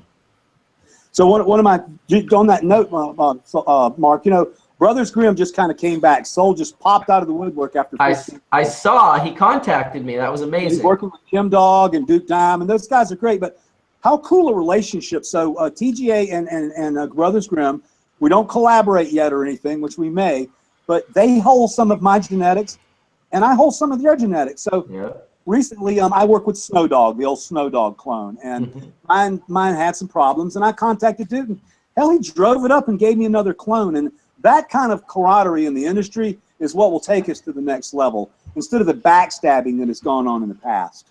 Yeah, I mean, why worry about someone doing something good with something? They're not going to do exactly what you're doing. They're going to do their own unique thing. And if it's an aspect, another aspect of this plant to be made into reality, to me, it's, I mean, I've always supported people sharing genetics and passing them on, especially under the prohibition regime. Also, to be honest, we have very few PhD level trained plant breeders. Yeah, I mean, I make no bones. I read botany about 20 times, and I started growing and breeding, and that's what I know. I don't profess to be some college educated person. I just what I wanted to infer was that in right now and in the immediate future, molecular DNA biology, I'm not even talking GMO, I'm just talking using molecular markers and things like this, will revolutionize cannabis breeding the way it did corn breeding, soybean breeding, and all the rest of the major crops in the world. It's happening right now. Yeah, I've seen a few mapping reports come through, and it's quite interesting to see the location and everything that things come from, and to actually prove for once and for all how things came about. So as a breeder, I find that very interesting. Yeah, me too. I love to be able to, I mean, obviously we want to know exactly where our genetics come from, and we want to know what's in it. It's way beyond that. What you want is markers, so that you can screen thousands of individuals and know which one has the ability to produce a target. Right, for breeding. Like the old days, instead of growing for 2 years, we can simply use some scientific tests to save us enormous amounts of time. Yeah, that's pretty serious for sure, Sam. Being able to imagine already they have testing for male and female. Although when they test for female, they're really testing that it's not a male, and it could be a female, but it could also be intersex. So they don't have the ability to separate that. But I predict within the very near future, they will be able to screen for intersex plants, so that you can use either true males, true females, or intersex, whatever it is your breeding desires. And that would help for me, because it could be in a company who I took the route a long time ago of not going the FemC route. It's a personal issue with me, but nowadays we breed with so many clones, it would be nice to make sure that we're not working with a clone that's intersexed. Well, one thing that's nice about by feminizing, and I'm talking selfing the individual plant, is it'll express intersex really good. if Yeah, there's an absolutely. intersex problem. Yeah. I still have a few thousand seeds from Thailand and Vietnam from 1968 era, and every now and again I'll germinate 10 or 20 of them, and always very interesting plants. I grew one out last year, and it was crazy. It just started budding from right early on, and it made this 1 4-foot long bud that had other 1.5 foot long buds sticking out from it here and there. But it didn't look anything like your classic marijuana plant. It was something completely different, and it had this crazy lime smell to it that everybody who got a little bit of it. And I got to say, even though the rest of the plants around it grew real thick buds, it did grow a 5-inch thick bud, but it was airy and it didn't get solid like Afghans or something like that. So I'm sure because it's from Southeast Asia, and I'm pretty sure it was from seeds from this, what we used to call Buddha Thai stick that we got. Because every time I got some and found seeds in it, I would shred it and save the seeds and send them back to my mom, because in Vietnam, you didn't have to get your packages through customs while you were in country. You could send a fucking atomic bomb back, I guess. Nobody would notice, because I sent my mother Sanyo refrigerators full of pot all the time, and it never got intersected anywhere along the line. So in all that, I found a few thousand seeds, and I'm thinking it must be getting close to time to inject some new DNA into the scene, and I should probably start breaking these seeds out and proliferating them around. Because some of that new seed, You should use them as soon as possible before they do get too old. I know that I personally collected seeds in Thailand in some of the traditionally best areas, like up in the Northeast, in the Nakorn area and places. But I grew them. I grew thousands and thousands of them here at my facilities here. And let me tell you, finding a high-quality, good Thai plant that is not intersexed is not easy. It's like finding a good Afghan plant from seeds imported from Afghanistan. You can do it, but you might have to grow a few thousand to find a real winner. Well, I got these in '67, and I've grown a number of them out. I grew some out in Southern California in high desert, and I never found any intersex ones. I never found any hermaphrodites. They were either a male or a female. The males were amazing. They would put on a flower display that was beyond. I mean, you would see a pound of male flowers on a very small plant. But I think I got them from an era before they were diluted, and I store them in nitrogen. I've got them in a bottle with nitrogen on top of it, so I'm sure they're not oxidizing.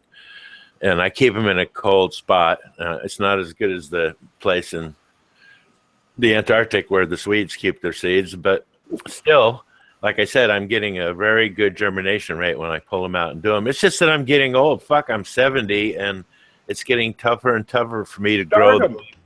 I like to grow by digging a 6-foot deep hole in the ground, putting a pot in a tube and letting it grow up with no bifurcation on it for 4 feet. Pull the tube off, cut all the leaves off, put the whole thing in the bottom of that 6-foot hole and fill in around it with blood meal, bone meal, oak leaf mulch, earthworms, and rabbit shit.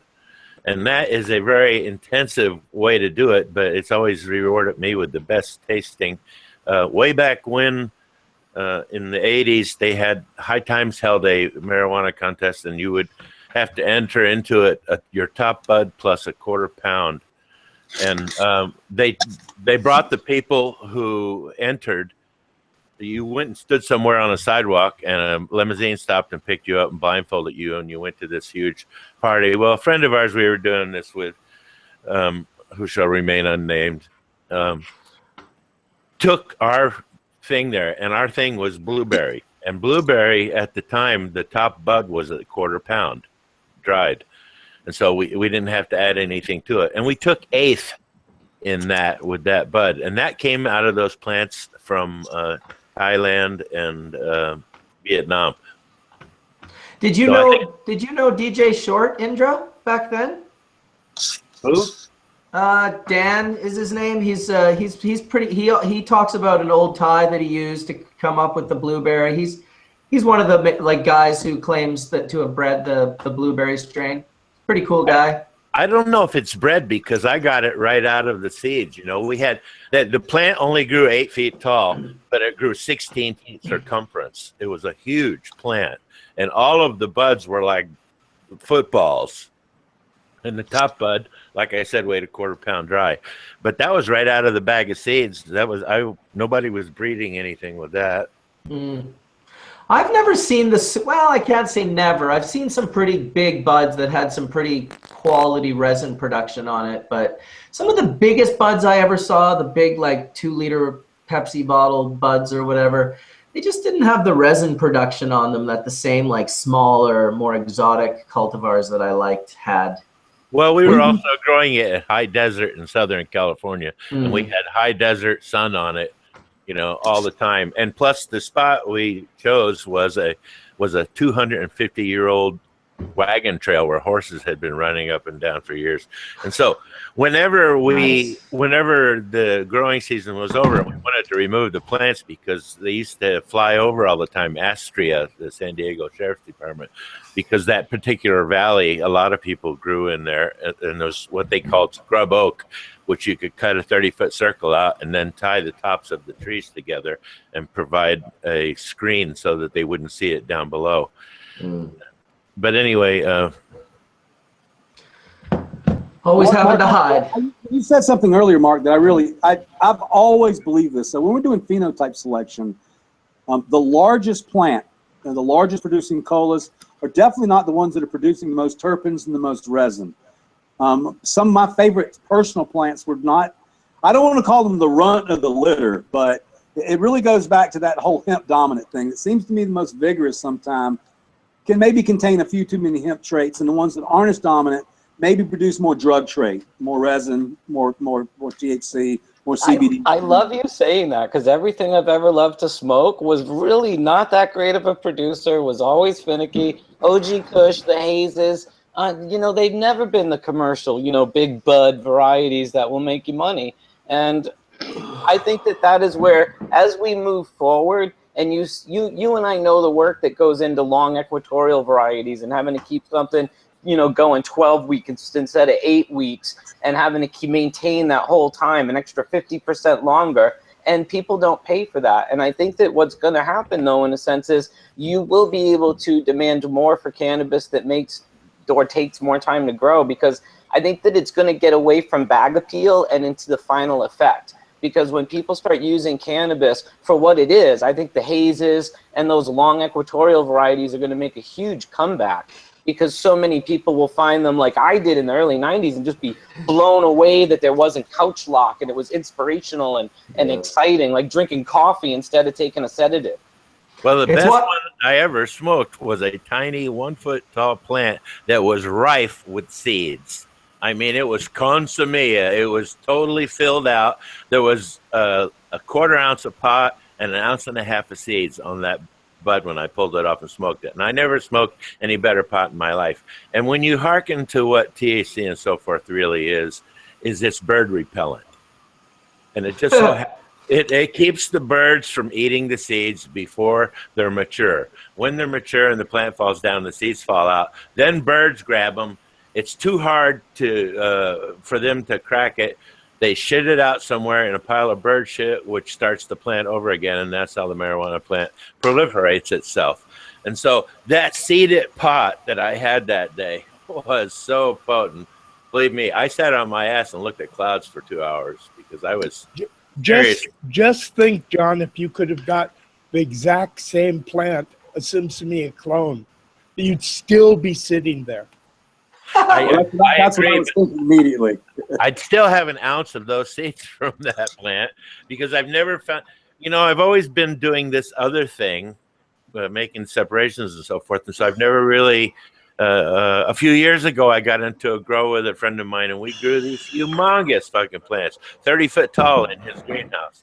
But it was so much work that it wore my old ass out. And so I just stick now to easier stuff, which is separation and enhancement of the material. Mark, have you seen these kids in Northern California called Mendo Dope? Yeah. Yeah.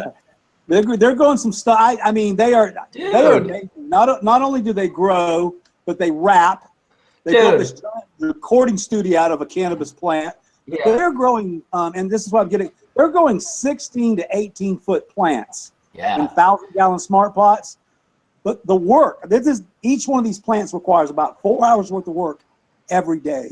And they're recording all of it. That was the most. They had Michael Rose in their bloody garden the other day. Daniel Eaton and yeah, I got turned on to those guys through you as well, and I ended up contacting them and telling them that I like their music and shit. They sent some CDs out, and I think what they're doing is great. That whole recording studio out in their garden, recording that whole last album in their garden. That's great, man. And it's all started. A lot of people don't know that. It's a little bit like the Chong story. They had a garden and some property, and toward the end of it, a bunch of cops showed up, and they handcuffed them to the tiller. And, of course, they got pictures of that to put on their album cover. Yeah. And they basically took a chipper and chipped all the weed into the briars and then left. And they got so pissed off that now they grow every year. They put it online. They put it on YouTube. They grow only 6 plants, but they grow 6 plants the size of a fucking house. So yeah, they really show how much 6 plants can be in this particular situation. Now, of course, they have the land and the ability to do that, but it is very impressive. Right, that with a little pre-planning and a lot of soil and a big smart pot, you could do some big shit with 1 plant, which is why I find the plant limits kind of funny. To a 1,000-gallon smart pot. How many tips? How many buds are on 1 plant, you think? You know what I mean? Hundreds. Yeah, hundreds. I would say 200 or 300 at least. Because one of the tricks in Northern Cali, if you don't top enough times and the buds are too big, then you get boisterous. So they don't. We did one about 2 years ago, and we were all proud that we had 18-foot colas as big as my leg, but every single one of them got bud rot. So we learned to spread the canopy out a lot more. But can I say this though? Might those varieties have done it totally different down in inland San Diego, or absolutely they don't get the morning fog we get. That's right. And so many people, I think that trying to grow the wrong varieties up in them hills, one of my friends always joked, it's a great place to hide and grow cannabis, but geographically it's not a great place to grow cannabis. So we're very honest about it, Todd. If people email me all day long and ask me what to do, and I'll be straight. If somebody asks me one of those little soft, fuzzy, Killer Queen comes to mind. Killer Queen crosses are not going to do good in Northern California. The bud is simply too soft, too fragile, and we know better. So we always recommend something that's proven up in those areas to help. Nobody wants to grow a 10-foot plant and just end up with mildew at the end of the year. That would be very happy. But see, and what you're saying is totally true, and it limits the scope of the genetics available because only certain stuff's going to work in those conditions. And I think then when we start talking about this is where the nuances of genetics comes into the conversation and the geographical location that you're putting yourself in. And I think as we see legalization happen, you might well see the shift of cannabis production move out of the shadow of the hills and into the Central Valley and down into, inland San Diego, 68 and sunny most of the time. Isn't that what we all want? When I used to grow kid, I used to grow plants illegally in Georgia.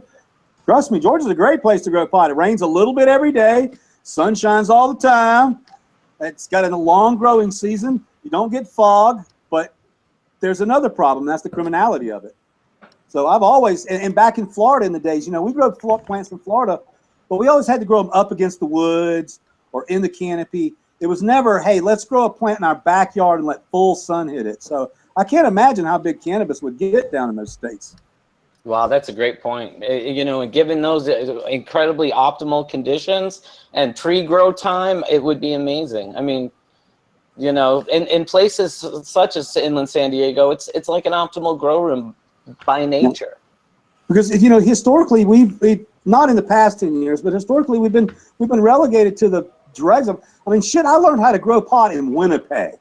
Oh, me too. Right?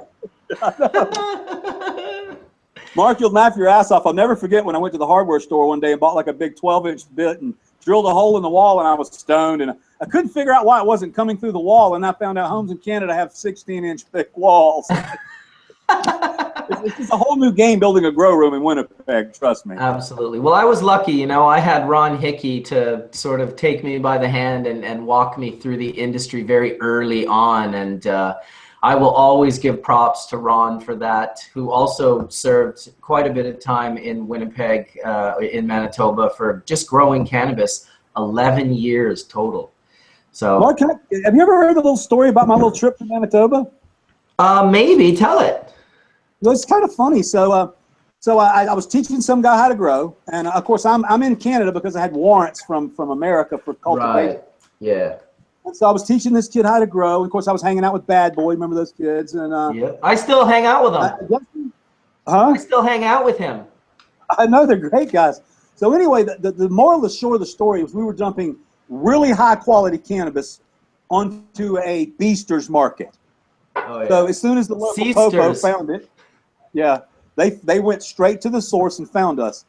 And Canadian cops are very polite. It's nothing like getting busted in Florida where guns are put to your head and everything. They weren't even cuffing us, and until they ran me and found out I had a warrant for cultivation. So they cuffed me. They took me to the station.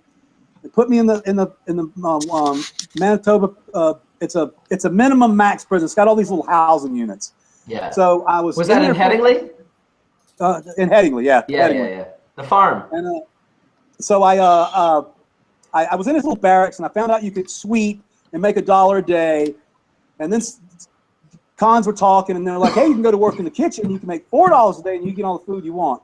And this is the crazy part of the story. So to leave me outside, being from Georgia, out in the 40-degree below zero weather, I thought I was going to die. And they get me over to this big building, and where do they house the kitchen staff? On death row. So they don't kill people in Canada anymore, but they did in the past. So death row is the closest area to the kitchen staff. So everybody that works in the kitchen lives on death row. Isn't that just weird? Fucking right, that's weird. There's all sorts of more weirdness going on in that city than that, that's for sure. If you've ever, I mean, to be in a place, a prison built, and I know some of the people in this room have definitely shared my experience with this, but to be in a prison complex built in the 30s, it's a very unusual experience in going to a modern day, which I've also been in a, you know, the ones where they track your footprint all the way through the prisons and the bathrooms and everything. And what a difference between the two. It's quite a shock to the system. Both are. Right. Very interesting. I'm just trying to read the chat. There's all sorts of shit going on in the chat room, as always. We got 818 people watching live. Cuban's in there right now doing his thing. Mr. Cuban Grower. How about you, Mark Scialdone? You've been so quiet today. I saw you laugh a few times. Yeah, I've just been listening along. It's a lot of great discussion going on.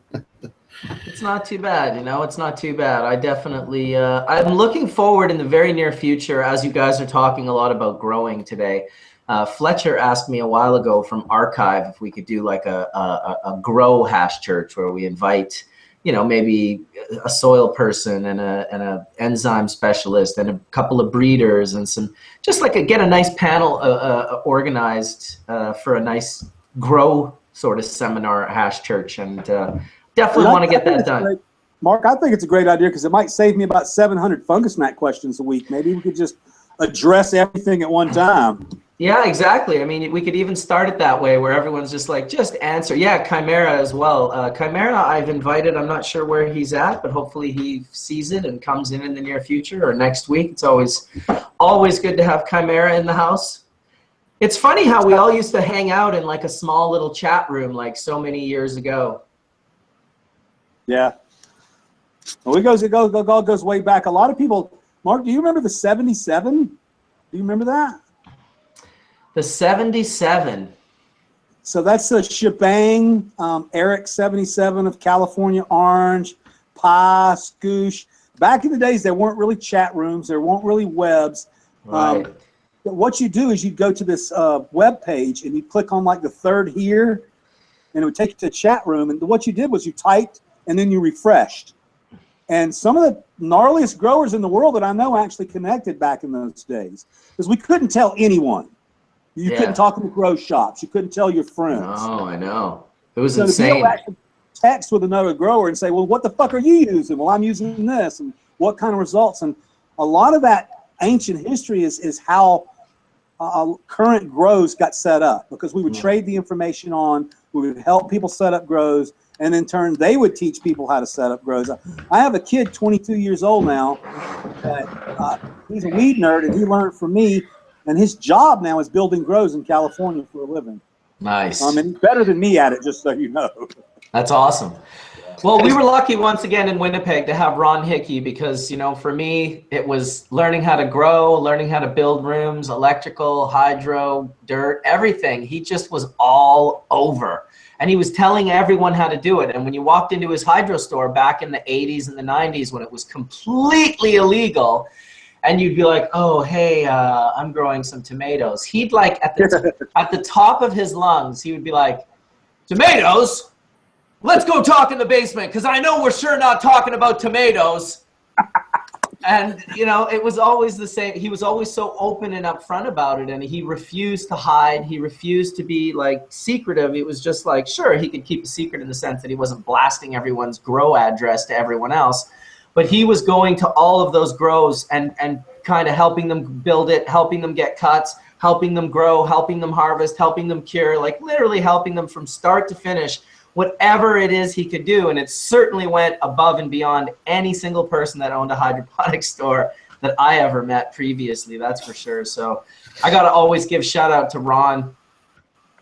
Hey, well, you know, Ron's methodology really is also an inspiration, because when I first started doing what I do, I saw what everybody else was doing, which was advertising in magazines with girls and scantily clad stuff, and we've never really been about that. So I kind of took a page from his book, and I just started teaching people. First, I taught them to germinate. Then I taught them to clone. Then I taught them to transplant. And if you teach enough people to grow, I mean, it's an old idiom, but if you teach enough people to do it, it's going to be very hard to stop the movement. And that's, to this day, I still do this. That's what the Weed Nerd is basically a show about, how to grow. It's transformed lately. Jill just did a garden with 990 plants in Southern Oregon. So it's gone from the closet to the greenhouse to shit you could never imagine in a million years. 80 people standing on a complex like some Cheech and Chong movie, you know, harvesting buds all day long and listening to Walkman. It's a trip. It's a beautiful thing, all the work that's been done by all of the people in this room and more. And I think of it, I said it the other day to someone, and when I said the words, it made me think for a second. And it was basically that the bubble bags that we've shipped out around the world have produced thousands and thousands and thousands of pounds of hash in most of the countries in the world. So it's like, and you know, cultivars that were bred by many of the people in this room and not. It's just an amazing thing how we can do our part, how we can just get our hustle to focus in on, like, I want to make these seeds and I want to get them out to the world. I want to teach people how to grow. I want to teach people how to build grow rooms. I want to teach people how to properly select and breed cannabis. I want to teach people how to, when they've got the finished product and it's properly dried and cured, how to process that to near perfection. And when you put all those little pieces together, you just get a really beautiful thing, which is, you know, high quality extracts, high quality cannabis. People are happy when they have those things. And I'm not just talking about patients. I'm talking about people who are, everyone's a patient when they're using it preventatively, or recreationally, or medically. Like if I'm using it recreationally, to me, that's just as important as someone using it medically. I fight for all perspectives. Mark, I got to shout out so I bought a set of your 1 gallon bags for my personal use. Mm-hmm. And I always really liked the method of just a simple steel spoon, a simple stir. But I finally wore them out, and I bought another set of your bags, and that was the one that came with the black 90 bag. Yeah. Oh my God, dude! I smile after smile after smile. I finally knew what real beach sand was, and thank you very much. Yeah, well, no, I'll tell you, the 73 to 120 jump was for many, many, many years, and when we finally You know, the thing with bubble bags is people always just was like, can I buy one? Why do you want to sell me more than two? Like, there's a company that just sells two, and we were like trying to, you know, teach people about the purification and the separation, and they were just like, you're just trying to sell bags, man. And it's like, oh my God, no, we're not just trying to, just try it. Will you just try it? So when we brought the 90 out, it was so profound that very, very few people at that point, because that's when it went from a 7 to an 8 bag kit, very few people had anything negative to say about adding that bag. Whereas back in the 3 bag kit days, when it went from a 220 down to a 73, and we were like, we need to add like a 190 or a 160, people were like, he's just trying to sell us bags. There's no reason we would need that micron. It's like, man, are you kidding me? There's a very important reason you would want that micron bag. Separating out is a good thing. Mark, have you heard of other people using the higher numbered bags to strain tincture, glycerin tincture before? I mean, I've done it just with coconut oil extracts that I've myself made. I usually use a bubble bag to filter, like say if I put in like, I don't usually put in herb, but if I put in hash and it's not all clumped together, it'll just break apart, sometimes disappearing, but leaving those little husks behind. And I find if I just filter through a bubble bag, I can catch those quite nicely. I've got a really great method. I have arthritis pretty bad, so squeezing a lot hurts. So I just basically take 160. I put my glycerin, which is full of cannabis. It looks like mud or something like that. And I just have a nail in my shop in my clean area, and I just drape it over there and leave it. And over a period of 2 or 3 days, about 80% of the glycerin drips dried on through. It looks like honey, and it saves a lot of work on the hands. And you just finish it off by tying it up and squeezing it through. So yeah, multiple uses. I've been doing that for about 6 years. I found I lost too much in the cheesecloth. Yeah, I mean, I make hemp milk the same way. I'll soak hemp seeds overnight in a thing of water, and then I'll grind them up in the blender. And it's about that simple to make hemp milk. It just goes white immediately. The embryos release and break up into the water, and you get a really nice white almond milk looking material, but it's full of embryos and hulls. So I just filter that through a bag, and I don't wait very long. I just squeeze the air through it to kind of force the milk through. But it filters out the milk, especially if you use like a 25 micron bag, to just be the smoothest texture that you ever did do. And the funny thing about that we noticed, which was really kind of trippy, because we did this back in like 2000 or 2001, was that when we made water hash with those same bags, and you could feel it when you made hemp milk with the bag one time, you could feel the screen just felt smoother and slicker than it ever felt before. I mean after washing.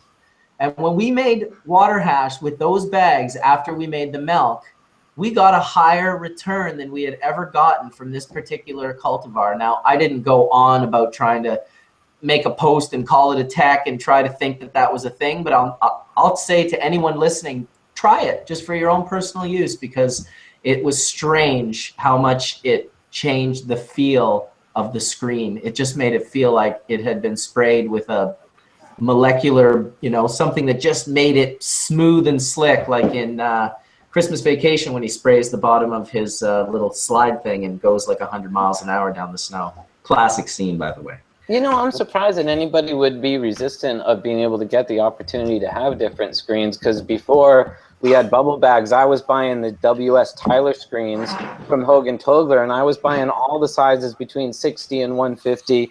Etienne will probably remember the stacks of the damn things I had all over the house, because Rob was also making the point that different cultivars will throw off different size trichrome heads, and this is the difference, and I used to see different varieties coming back on different screen levels as I would shake them. I was going off a dry seed at the time, but all the plants had different size heads at the end of their cycle, depending on so many variables. And I will echo that. Right now we have everybody knows it's a big thing going. We have Gavitas, we have LEDs, we have HIDs, everybody's doing things. There's a big difference in resin production in each one of these technologies. While LEDs seem to produce a little less flower overall yield, they do seem to produce more resin. And just a personal experience noticing that. Have you guys noticed this at all? I mean, I've grown with the majority of them and produced full melt resin. I've never paid attention to the vegetative weight of my plants. Just not an issue with me. I only focus really on the resin quality. And maybe afterwards I'll try to find out what I got and kind of do the math and whatnot, which has never been as important to me either, is because it's not my focus. My focus is first and foremost quality. And with the LEDs that I grew with, and I grew with Lush was the first company to send me one, and then another company, the Spectrum King, I got through Johnny B. They both grew resin as nice as the resin I had grown with the HPSs. And I mean, I grow for resin, so I take my crops and turn it into hash. So I mean, it's not like I'm using the vegetative plant matter at all. I'm just really mostly growing for glandular trichome heads. And I found them all. The only real difference I find is the sun. The sun with any of those lights as an additional lighting I notice a difference. I notice that the quality of the resin for me, when it's properly grown under like really good sun, not sun that we get up here in Canada either, like more like the sun you would get in California or for sure in Jamaica. When you hit the right genetics and the right variables with that sun, I notice it greatly in the resin. Mark, you know you're throwing out half of the oil when you just collect the glandular heads and toss all the rest of the green. I suppose you know that. In fact, when I first got started long ago, I had some friends who were doing that, and I used to give them $5 a kilo for their green, and then I would extract oil out of it and peddle that and make good money with it. And the only light you're actually getting in Canada is what's reflected from Northern California up anyway. Right, that's what I'm saying. And for me, I'm mostly looking for the cannabinoids and the terpenes that are synthesized inside the glandular trichome. To the science that I know, I've never heard otherwise that it's being produced anywhere else in the plants. I'd love to hear about it, but I've never experienced it. So yeah, I did not know that. I was leaving 50% of my plant matter. I'm always down with enlightenment, John. Let me have a bong rip quick. All right, go ahead. You can listen. You can talk while I talk. Yes. The entire plant collaborates to produce those gland heads there. And everything that you find in them is to a lesser extent available everywhere else in the plant. Don't kid yourself. It's that's the way it is. All of the stuff is available in varying amounts in the plant, all the way down to and including the roots. Hey, SUbcool, I have a question for you. If you were left on a desert island with only one genetic, what genetic would you be stuck with? Wow, that's tough. You know, right now it'd probably have to be something I created about a year ago. It's called Cuvée. And I was just thinking, it makes chocolate flavored hash. It helps me sleep. It's done in early September, so as far as the production, it's done and in finished before everyone else. But just listen to you guys talk. The chocolate hash is what gets me stiff. I never smoked anything that tastes like smoking fudge before. And Frenchie makes it in his old style, and the one who will not be named makes it in his water hash style, ice wax style or whatever. And one's white, one's brown. They both taste like smoking dark chocolate. And to me, that's a very unique terpene. I haven't seen it anywhere else. It'd be good to get that tested, you know, like what is that terpene? What is the name? You know, it's high in myrcium, but I do not know that's where the flavor's coming from. It's it's also part of Frenchie's technique, because there's just a way that when he's done fucking with pot, the stuff that he comes out with reminds me of all the hash I used to love. Yeah. I don't know how else to put it. He gave me this, and I just barely want to smoke it because I just cherish smelling it. Well, you know, the other thing about that hash too, Todd, is the sharing of it. The 10-gram cannoli he gave me, every time somebody came over, I had to share it with them. You got to see this shit, right? Chocolate hash shaped like a cannoli. I mean, to me, it was very unique. And can you grow that variety on a tropical island by yourself without a light? Absolutely, I could. Yeah, no problem whatsoever. At 12 hours, it'll grow veg? Yes, absolutely. That would be a challenge accepted, right? So send me to the island with the seeds. I will let you know. Most early varieties have wide-leaf drug varieties in them, indica, and because of that, if you grow them in a tropical island, they'll flower immediately, and they'll only be a foot or two tall. That's all. Yeah, and I seriously don't doubt that would happen. I always had a weird question, so. And you guys can help me with this, I think. So when I was growing up, I always, Hawaiian pot was the pot that everybody wanted to smoke, the Maui Wowies and all that stuff. Well, as I've gotten older, I've had the experience to actually travel to Hawaii, and I talked to several growers over there, and it seems quite complex to grow cannabis successfully there because of the humidity, because of the bugs that aren't in any botany book in the world, but more importantly, because their light cycle. Most cultivars over there started from seed, starting budding about 12 to 16 inches. But but can I take you back in time? Think about this. In the 50s and 60s, all the cannabis coming into us was from Thailand, Vietnam, Acapulco Gold, Jamaican. It was all equatorial in nature. It was all long flowering, loose, spindly buds that really didn't have the best bag appeal. So when they were moving closer to California, we're talking stuff that was more closer to Thai than it was towards any of the Afghans we grew post this mid-70s in Northern California. And I think what happened was, when you look at the Dutch seed industry, it brought all these great genetics indoors, but it also brought people bringing these northern plants down into southern areas like Jamaica, like Hawaii, and trying to pop them and getting nothing but bud rot, because the buds would fill up so fast, the moisture trap in the middle, and the thing would look great on the outside. There'd be a big chunk of mold on the inside. And then to me, it was because they were moving away from the long flowering varieties, because those loose spindly buds, A, didn't sell that well, and B, they stayed in the ground so fucking long. So if you're over here working under pressure of prohibition, how are you going to justify 12 weeks, 15-week plants when you're worrying about them coming for the 8 weeks, 9 weeks that you got to be in the ground? And so the helicopters. I can see why they moved away from those, but don't you think we're going to move back now? Well, they moved away from because of helicopters, and I go to Maui every year and have for over a decade, and I've talked with various growers all around the island, and just to even find original Maui Wowie is good luck, because most of them just get whatever genetics they can from the mainland to grow, and most commercial pot that I see on the island is usually outdoor Northern Californian that comes in with the salmon.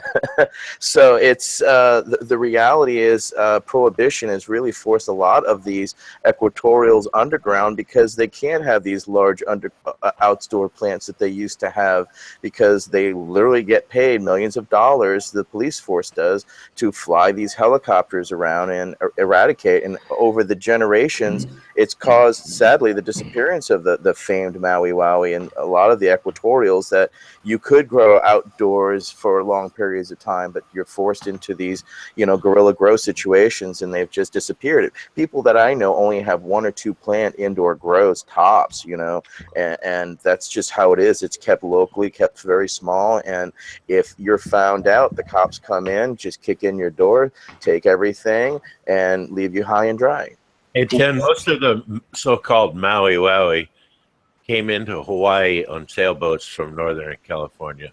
I had a friend who used to smuggle vast amounts from here to Hawaii back in that era, and everybody there thought, hey, Maui Wowie, but it was totally grown in Northern California, packaged and sailed across in 30 and 40-foot sailboats. And it's a real difficult grow situation in Hawaii for a lot of reasons. You got the guys who wander around, the locals who live there, who know where every fucking inch of the place is at. And so starting a guerrilla grow there is next to impossible. I mean, you can start it and grow it, and then you'll come to harvest it, and it'll be gone. And that's just the way it works there. And the grows there are very difficult because of all of the humidity constantly. It's a fucking jungle. There's places on the island where there's a lot less rain, and that's where everybody concentrates and tries to do their grows. But most of the pot in Hawaii is smuggled in by a sailboat and other means. That's really interesting because the water in Hawaii is really bad too. It's like the ppm is like 300 with calcium and volcanic rock and all this stuff. So I always just thought it was the most paradise to grow, and now I'm learning that it's not. No, it can be a paradise to grow. If you're a medical patient, you can grow, I think it's 5 plants. And Absolutely. You could do that outdoors. You just have to give the police a location GPS. And as long as you're willing to do that, they leave you alone. And if you grow late maturing things like ties or hazes, then they can get pretty large. I've had friends who get 3 kilo plants every year. Yeah, but you know what, Sam? It's down to the same thing. My ex lives on Maui, and the same story all the time. You can do that unless your neighbors call the fucking cops and say, hey, this stuff, I smell it. I don't want to smell it. And, well, my friends have ranches on the north side of Kauai, and they don't have any immediate neighbors, so that's not a problem. Right. Well, that's the 1%. I mean, there's 2 people who do that, but not for the most part, no. No. Well, we were just talking about the Mendo guys. Their plants got so big they had to build a wall in between them and their neighbors because their neighbor's not being a total prick, but he's like, I don't want to see them. And so that's something that's faced. I think anywhere, if you get in people's space, you're going to have to deal with it. Well, you make your choice where you decide where you're going to grow, whether or not you're going to be in somebody else's face. And the best scenario is always not to. You know, I know exactly. I had a friend in Mendo who had 6 or 7 really successful grows.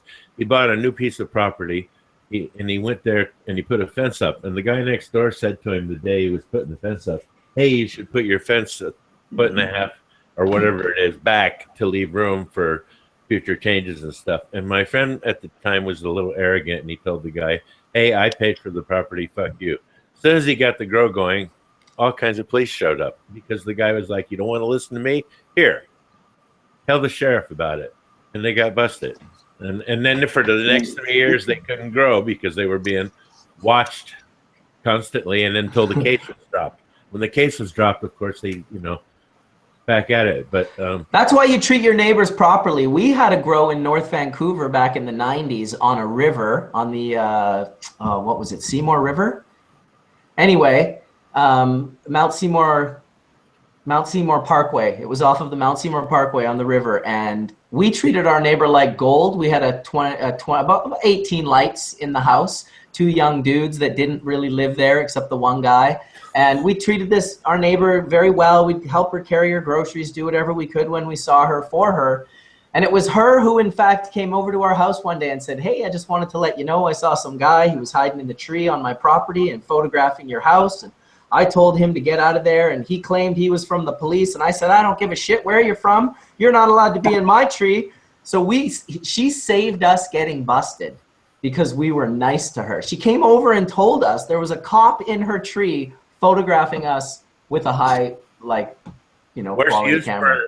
Worst use for a tree on the fucking planet. Dude, can you imagine though? We were so stoked on that woman, although we were bummed that we had to move everything and do it safely because we knew they were watching. The lady was just protecting herself, Mark. She was my pot connection. She was awesome, dude. I mean, she was like 70 years old, just like coming out and yelling at that guy in her tree. I don't know who you think you are. You better get out of my tree. So yes, it does pay to be a nice guy to your neighbor. In general, it just pays not to be a dick in life. Even if you don't have a grow, try it. You'll see it works really well. Nothing wrong with being 70. I had a case recently of someone who worked for me. So now, Mark, when I moved here, I did the same thing. All my little neighbors, I said hello to everybody. I introduced myself. I made no bones about what I was doing. But the reason I had a worker, he moved to a location, and he went to a lot of trouble to put a garage door opener in so he could drive in this garage, not talk to anybody. So someone up the street who was doing something much more felonious got caught. And, of course, you know who all the neighbors pointed to when they're standing out in the front. He's like, well, yeah, that guy right there doesn't talk to anybody, drives in his garage. And so he ended up getting busted because he was rude to people. Yeah. Or just not telling people what's going on because people are fucking curious. Yeah. Yeah, my neighbor, you could tell. When I moved in, he was watching what was going on. So I just it didn't take very long at all. I said, here, come hold my hand. This is what I'm doing. Here's my license. I'm not doing anything wrong. And he seemed to appreciate it. And to this day, he eats bars, cups of sugar. I'm the local pot growing hippie, but everybody seems to like me. So Nice. Well, let's face it, an MO now is pulling into the garage, never talking to anybody, pulling out and not being there very often. That is a reason that most neighborhood watches will call the fucking cops. Hey, there's a guy in our neighborhood who must be doing something bad because we don't know what he's doing, so it must be bad, right? That's so true. It was funny. They used to, Mark, when we used to live in Winnipeg, they used to find the grows by the ice dams on the outside of the house. Do you remember that? Oh, yeah. Oh, yeah. Yeah, well, because it's minus 40 in the winter. It's hard to blaze up a room and not melt shit or create excess ice, you know, where you're melting and then it's recooling. Because you can melt it, but it's going to freeze, like, right away. Thought it was a very unique condition. Yeah. That's why the beavers like Canada so much, huh? Yeah. Well, you know, we have a taste for that vanilla raspberry flavoring up here, and I think they know it. And back to the beaver anus we go. Well, we're gonna talk about beavers. I mean, shit. Well, guys, I'm gonna check out. It was fun being here, and I'll see you guys next weekend. I got to get some chores done. Yeah, dude, come back. It would be great to get you on another panel for sure and talk with you. I'm real glad you came by. Nice to meet I you. really appreciate it. Pleasure to have you on, man. Thanks for the love, SUbcool. See you soon, bro. See you at the Emerald Cup, I'm sure. Absolutely. Yeah, we'll see you at Emerald. Man, I want to come to the Emerald Cup. You should. You do. Just get on a wild horse that's heading home, bro, and be like that marijuana. Dude, I wish I could. Well, you can. You know, I have a way to run you across. I'll start driving now. Oh, yeah, that's right. I forgot Sam was a Canadian coyote. Canadian coyote. He gets the French accent. Yeah, coyote. Exactly. You gotta. It's not. Yeah, come on. You gotta have the French accent, man. This is Canada. You're killing me. Yeah. I'll pick you up at the border. No problem, bro. There's lots of space. They don't care. Listen, I think I'm Road okay. trip. I'll come down. I'll do my thing. I'll do it the way they want me to do it. I'll tell them everything I'm doing, and I'll give them my paperwork and say, look, I'm coming down. You gotta let me come down, man. You gotta let me come. Can I ask a dumb question? How many actual miles do you live from the border? Oh my God, actual miles? Yeah, like how far is it? Like if I was a bird and I was leaving your deck, how many miles till I got to American territory? You mean kilometers? Many kilometers, of course, right? We can do miles. Can you measure that in grams? So, wow, it's telling me the border is 1,948 kilometers long, but that's not really what I was looking for. It's about 100 miles. No, I'm less than 100 miles, way less. I'm probably like 45 kilometers maybe tops to the border. Really? That small? Oh, all of the Canadian citizens, like almost all the, or not citizens, main cities, the big cities, the capitals, most of them, like 95%, are like right on the border. Did they ask you for your passport if you want to come from Canada to here? Oh my God, dude, they might take blood. They hate his freedom. They literally do hate his freedom. They hate his social medicine, everything else they got going on. Yeah, they're doing a thing actually right now where if Canadians are at the U.S. border and we admit to smoking cannabis, we can be denied for life. Well, into a state, I'll have you know, which sells both recreational and medical cannabis. Yeah, it's just a federal fence you're jumping over. Doesn't want to hear it on either side of that. No, but they're becoming dinosaurs. They really are. There's going to get to a point where we're going to be able to go back and forth. I mean, you got so much good real estate up there that... Yeah.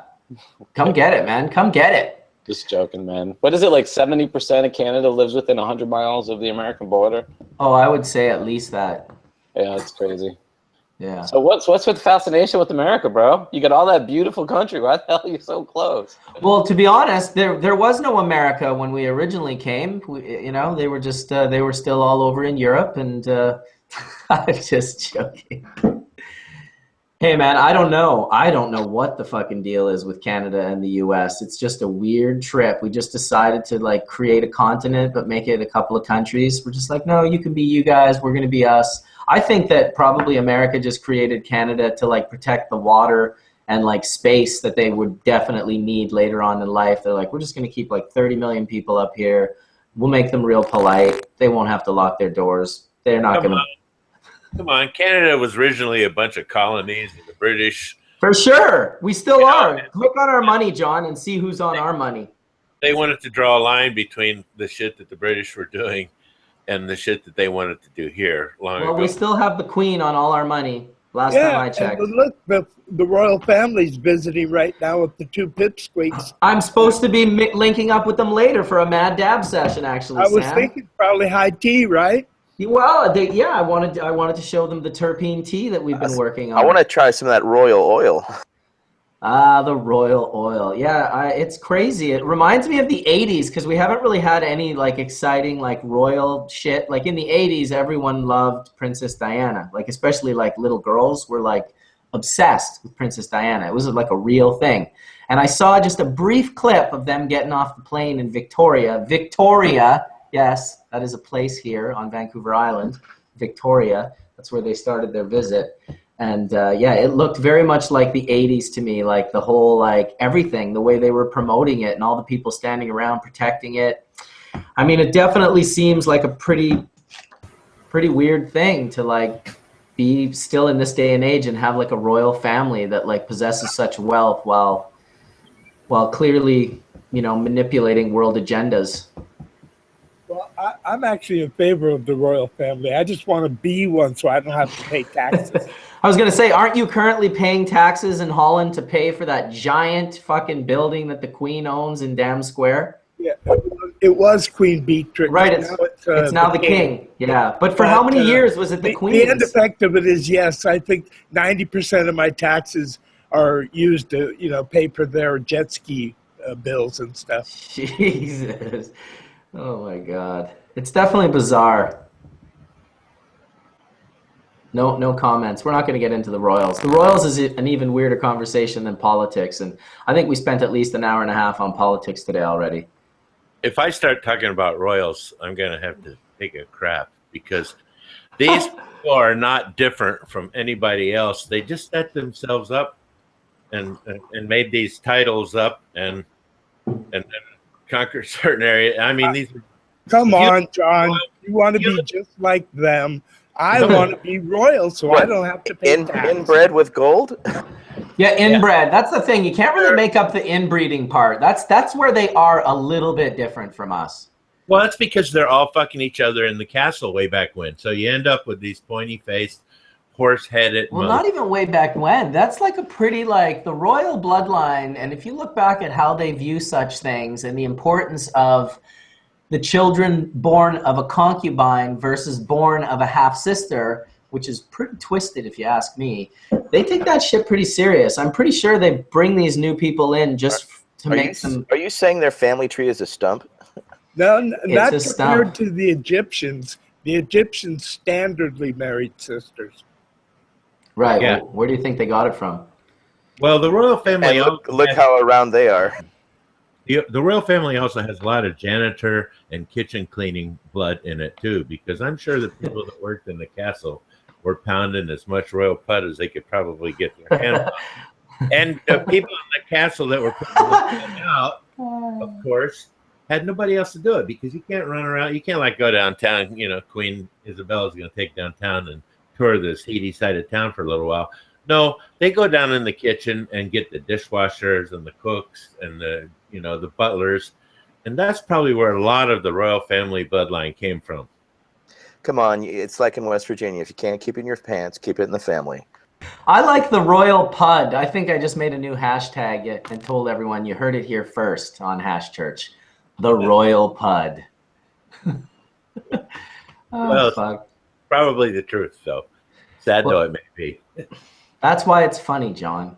That's why it's funny. Right. Well, thank you. And I'll tell you. I don't know why we set them apart and deify them is beyond me. I mean, You look at Queen, what's her name? Whoever the one in there now, occupying that Halloween costume. Look at her, and look at that face on her. And realize to yourself that everybody is responsible for the look on your face, right? Your whole life is creating the look that's on your face because it's how you interact with other people and how they give energy back to you that creates that.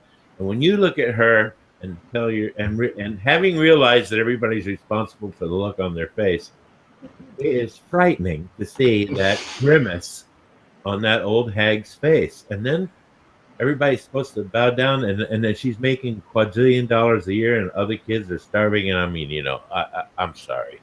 If they gave me that job, I would finish that whole thing off, tear the castle down, or change it into a low rent district.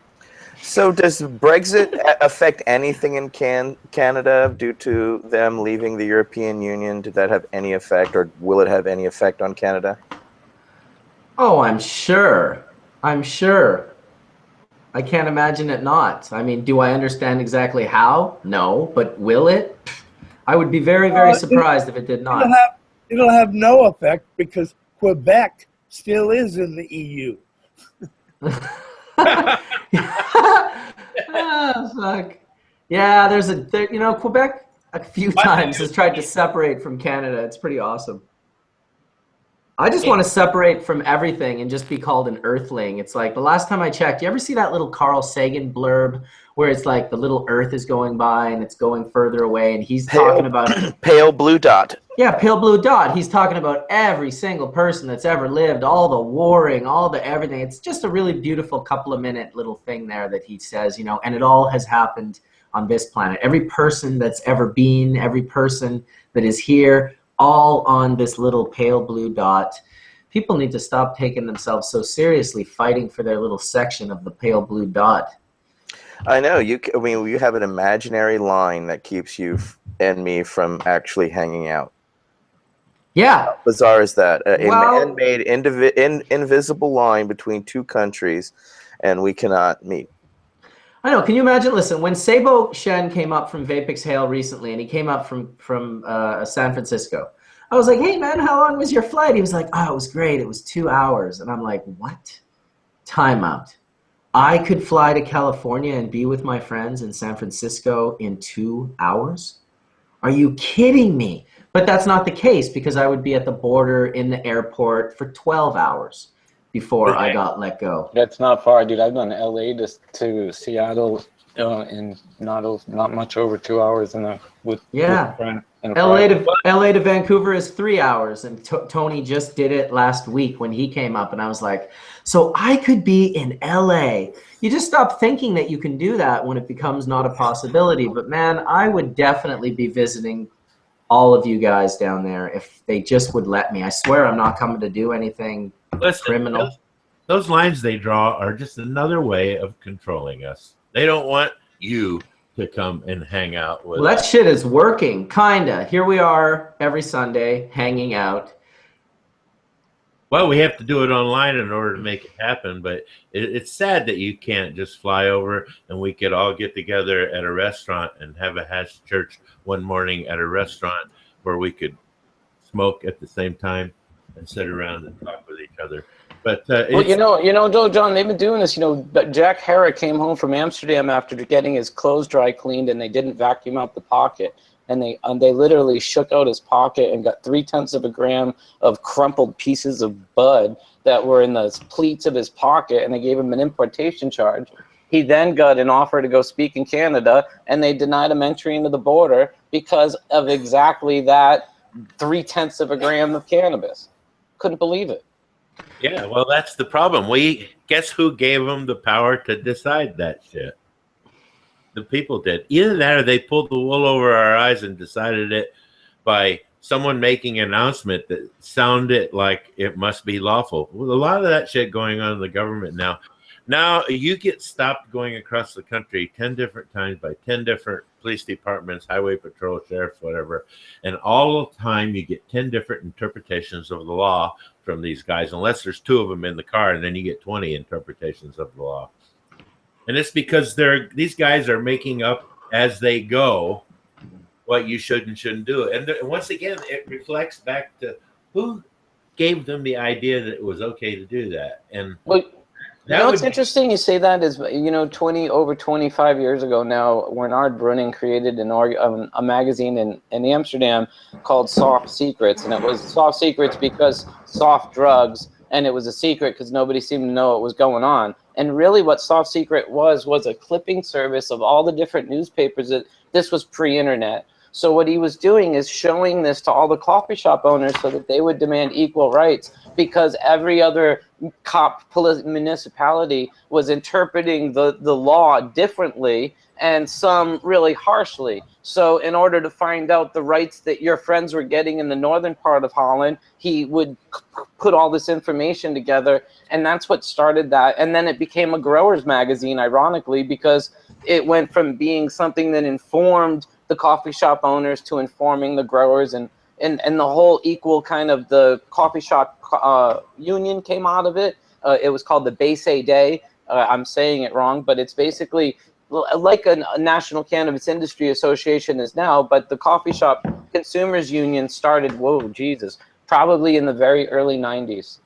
And they were all out of wanting to be treated equally. And they were an inspiration to us in Berkeley early on. And when we originally were the 3 dispensaries in Berkeley, we looked at the Dutch model of actually getting together and educating ourselves. But we also started to meet locally, and it got to the point where even the city, if they had any issues, would start to contact us because they knew that we, as the heads, were meeting and that we were a consensus, mobilized unit. We always were speaking behind one voice as opposed to being a bunch of little voices. The Dutch were very smart in showing us how to unionize and work together, because if you can work together in a small community, it just shows solidarity and just builds the community quicker and larger, and the belief by the community in what you're doing, we have found. And so thank you very much to our Dutch forefathers for showing us the way here in America that allowed us to continue to grow and escalate this movement. Dude, my grandmother is Dutch, so I'm 50% Dutch and 50% Heinz 57. Van Brakel was her last name.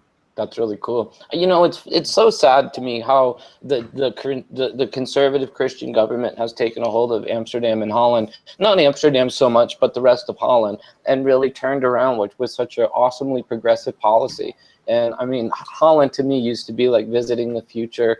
It was one of my favorite places on the planet, you know, and in a lot of ways it still is. But it's sad to see the repression. It's almost like the tail end of the drug war finally coming around to Holland, and it's hitting Holland as the rest of America legalizes, and it's really weird. The really bad thing that happened in Holland was when they changed from the Dutch money to euros, because you used to be able to get a good place in Holland for 40, 50 guilders. And then when it changed over to euros, that became 40 or 50 euros, which was a huge increase in the cost of money to be in Holland. Without a doubt, the euro conversion was definitely a much more expensive reality for, I think, a lot of Europe, but especially for the Netherlands. But as far as I remember going back to the Netherlands, back even with the guilder, it was still the most expensive place in Europe. Correct, Todd, even when you were there? No, Zurich, Milan, southern France, no. It's really expensive. Go hang out in Ibiza, no. You know, so it depends on where you're partying. You go to Paris, I mean, parts of London. It literally depends so much. Like, look at LA, dude. You got the shithole 7 miles down the street from Beverly Hills and Bel Air. So also, it depends on the exchange rate the particular year that you're here, because sometimes the exchange rate's been really good for the dollar. Other times it's been terrible. And it also depends on what dollar you're bringing. Oh, poor Canadians. I'm sorry, bro. Yeah, that's rough. Don't feel too bad for me. I earn a lot of euros and American dollars, so. No, it's nice. It's just when you do the conversions, it's just never as pretty. No, it's great if you're like, say, an American production company and you want to film a movie. You're going to spend like $10 million, $20 million, $50 million, $100 million. You come up here, that $100 million is like $130+ million. I swear, when I landed in Amsterdam, I think the guilder to dollar was like 2.2 to 1. It was ridiculously high. When I was living there in '96, it was like 1.6, 1.7, 1.8. You know, so it felt nice. You go turn into $100, I give you almost 200 guilders or whatever. It was just like happy, joy. It was the same if you came up to Canada. We had a very similar exchange rate. The guilder and the Canadian dollar were pretty on point. And what I want to say is weird about this is that when you went shopping at the time, things were about the same price. So like a 10 guilder burger was what you get for $10, but the $10 was really like 5 or 6 or 7 in comparison. And that's what felt so amazing, because the purchasing power felt so great. But that really did change. Yeah. Well, maybe it's time for another bowl. I haven't, shall we have another bowl? It's like we really need to get some smoking done. I find what loosens the tongue and creates dialogue better than having a big old puff. I know that we had a little bit of a, what would you say, a little bit of drama in the LP world. One of the companies got called out by our health minister, who's trying to, she's a part of the legalization campaign, getting cannabis, basically allowed here. And she basically came out the other day and called Tilray out pretty hard, basically saying that it was Tilray lobbying to try and have dispensaries shut down. And I didn't read it exactly. It was sent to me by a dispensary owner, but I'll post it in Hash Church and let people check it out and make their mind up for themselves. I definitely was pretty disappointed in Tilray for doing that, but maybe the rest of the story will come out. I just think that it's the worst move any LP can do, to try and lobby to have dispensaries closed, when dispensaries and the civil disobedience of dispensaries and people who supply them is exactly how we have our industry right now in the first place. So now, this came out after the LIFT conference or during or post? Yeah, after the LIFT conference I saw it, yeah.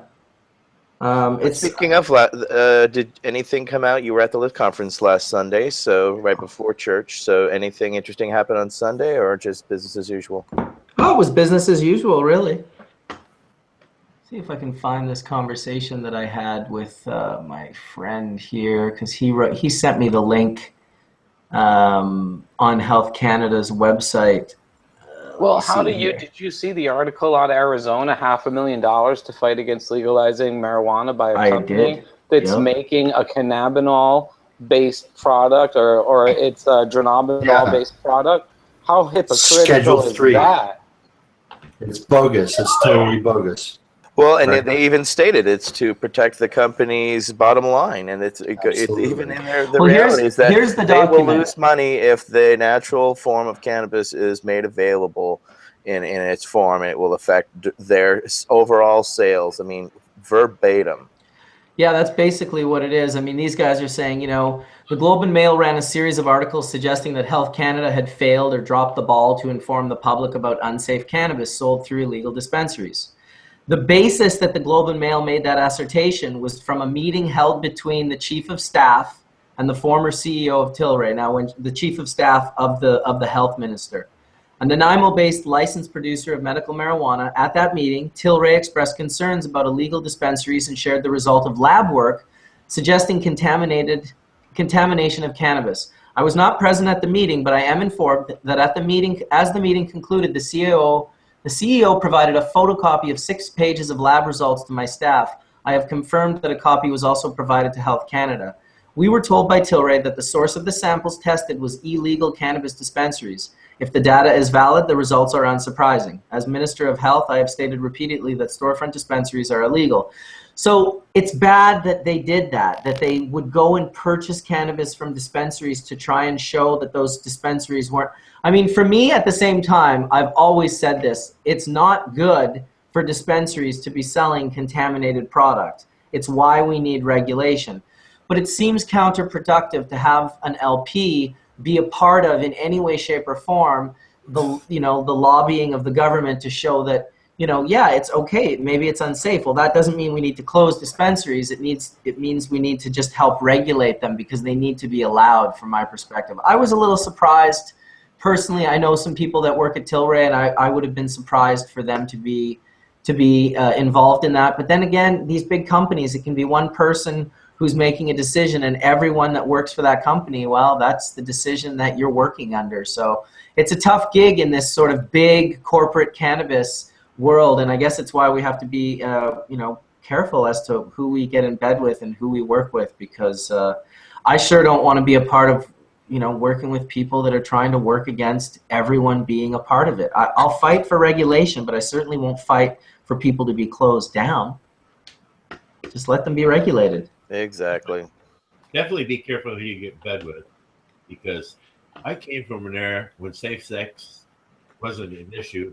It was like not having a sandpaper headboard on your bed. Right. I'm not quite sure I understand the metaphor, but I hear you, John. I hear you. Sandpaper headboard. I mean, when you're fucking, your head's banging the headboard off. Yes. So that was safe sex in those days. Nowadays, Jesus Christ, you got to have a prophylactic. She's got to have one. You got to have a bed sheet between you. And yeah, maybe the Mormons had it right, hey? Well, the Jews used to cut a hole in a sheet. And that's how they would do it with each other. And I'm sure that's probably where the old saying glory hole came from. Somebody did a whole skit on the hole in the sheet. I've seen it. Sex through the sheet, right? He's like, I think maybe it's Kids in the Hall or something, and he's smoking a cigarette with the hole in the sheet. He's like, well, do it with the hole in the sheet, so it's good. The weirder part was the dad was in the room, right? Yeah, I'm not sure. Anyway, interesting stuff we've got to navigate here in the world of Hash Church. I guess it's why it's kind of easy to blaze off 2 or 3 hours every week, because there's so much going on in the media and in this community and in this industry lately that it's hard not to have a lot to talk about, really. Well, Mark, have you tried out the mixing the trichromes and the oil method I talked about yet? No, I have not yet tried this method. Shame on you. I know. Soon. In the meantime, this bubble hit is for you. Well, I can't wait till the internet gets to the they can hit it and I can feel it. Patrick Flanagan. I think Patrick Flanagan, if you ever check out Patrick Flanagan, he was like the real life Doogie Howser that TV show was based on, like Kid Genius. Yeah.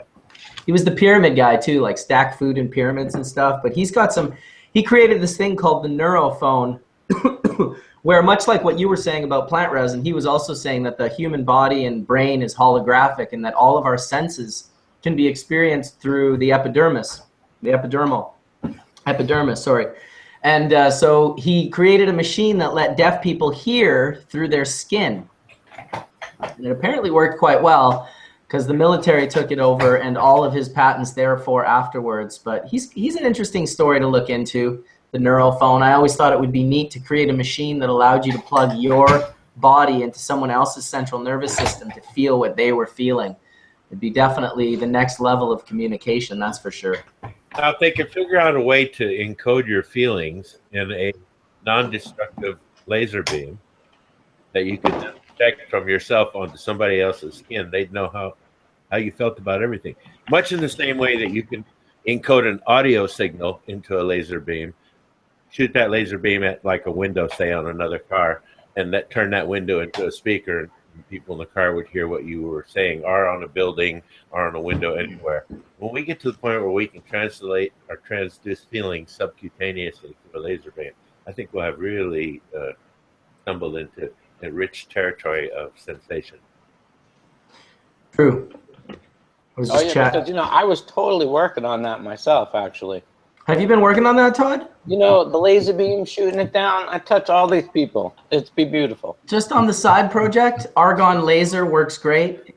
Just be careful with that shit. Goes through brick.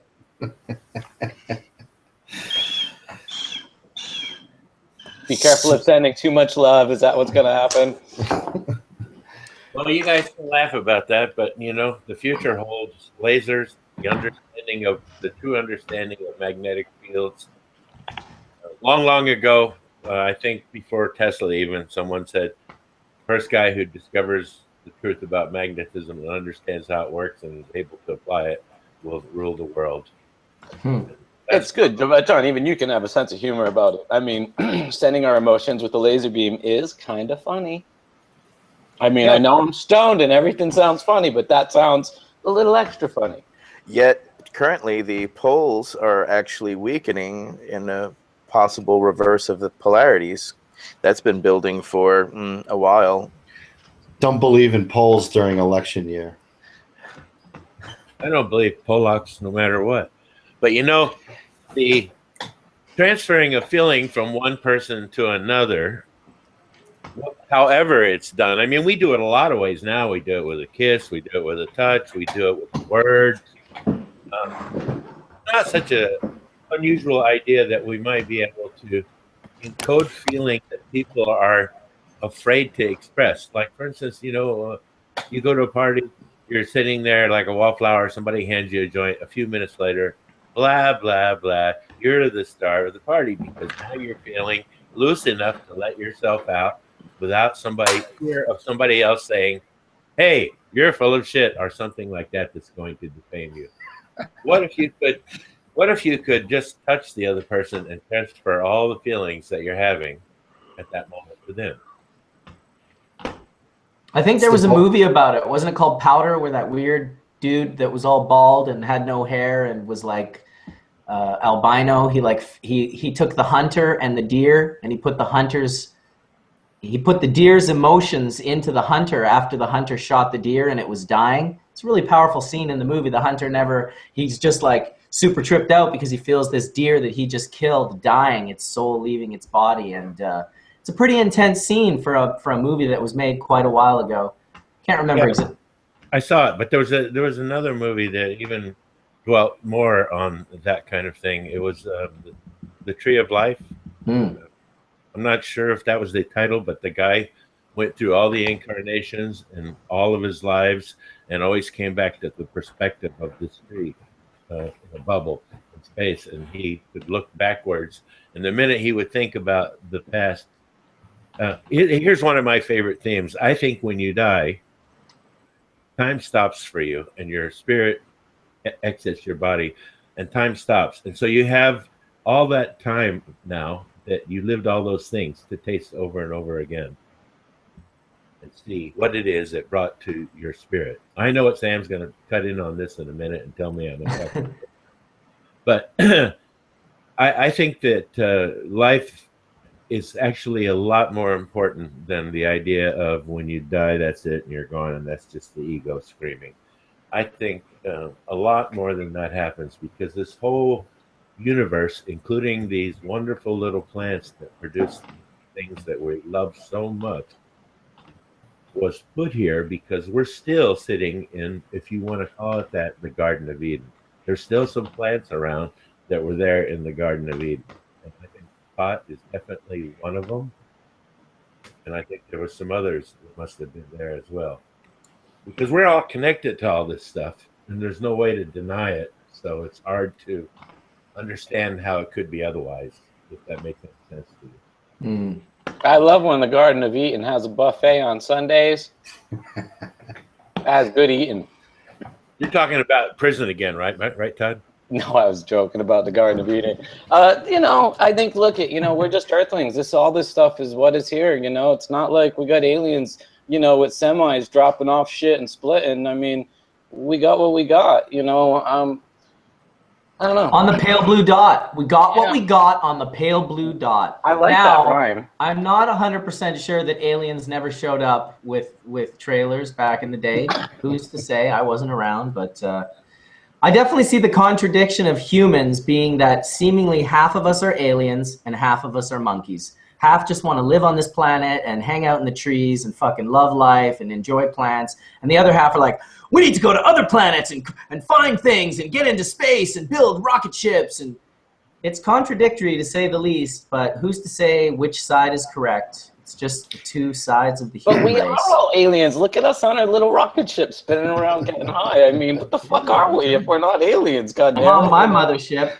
There you have it. Etienne. Oxygen powered. Well, there's some people on YouTube who will tell you marijuana was brought here from the Pleiades and left here on Earth to kind of help mankind Canis smooth out cannabis. food. You know, I never read too much about that, and I will say this one thing. I read some books by Barbara Marciniak, and she's definitely like super out there.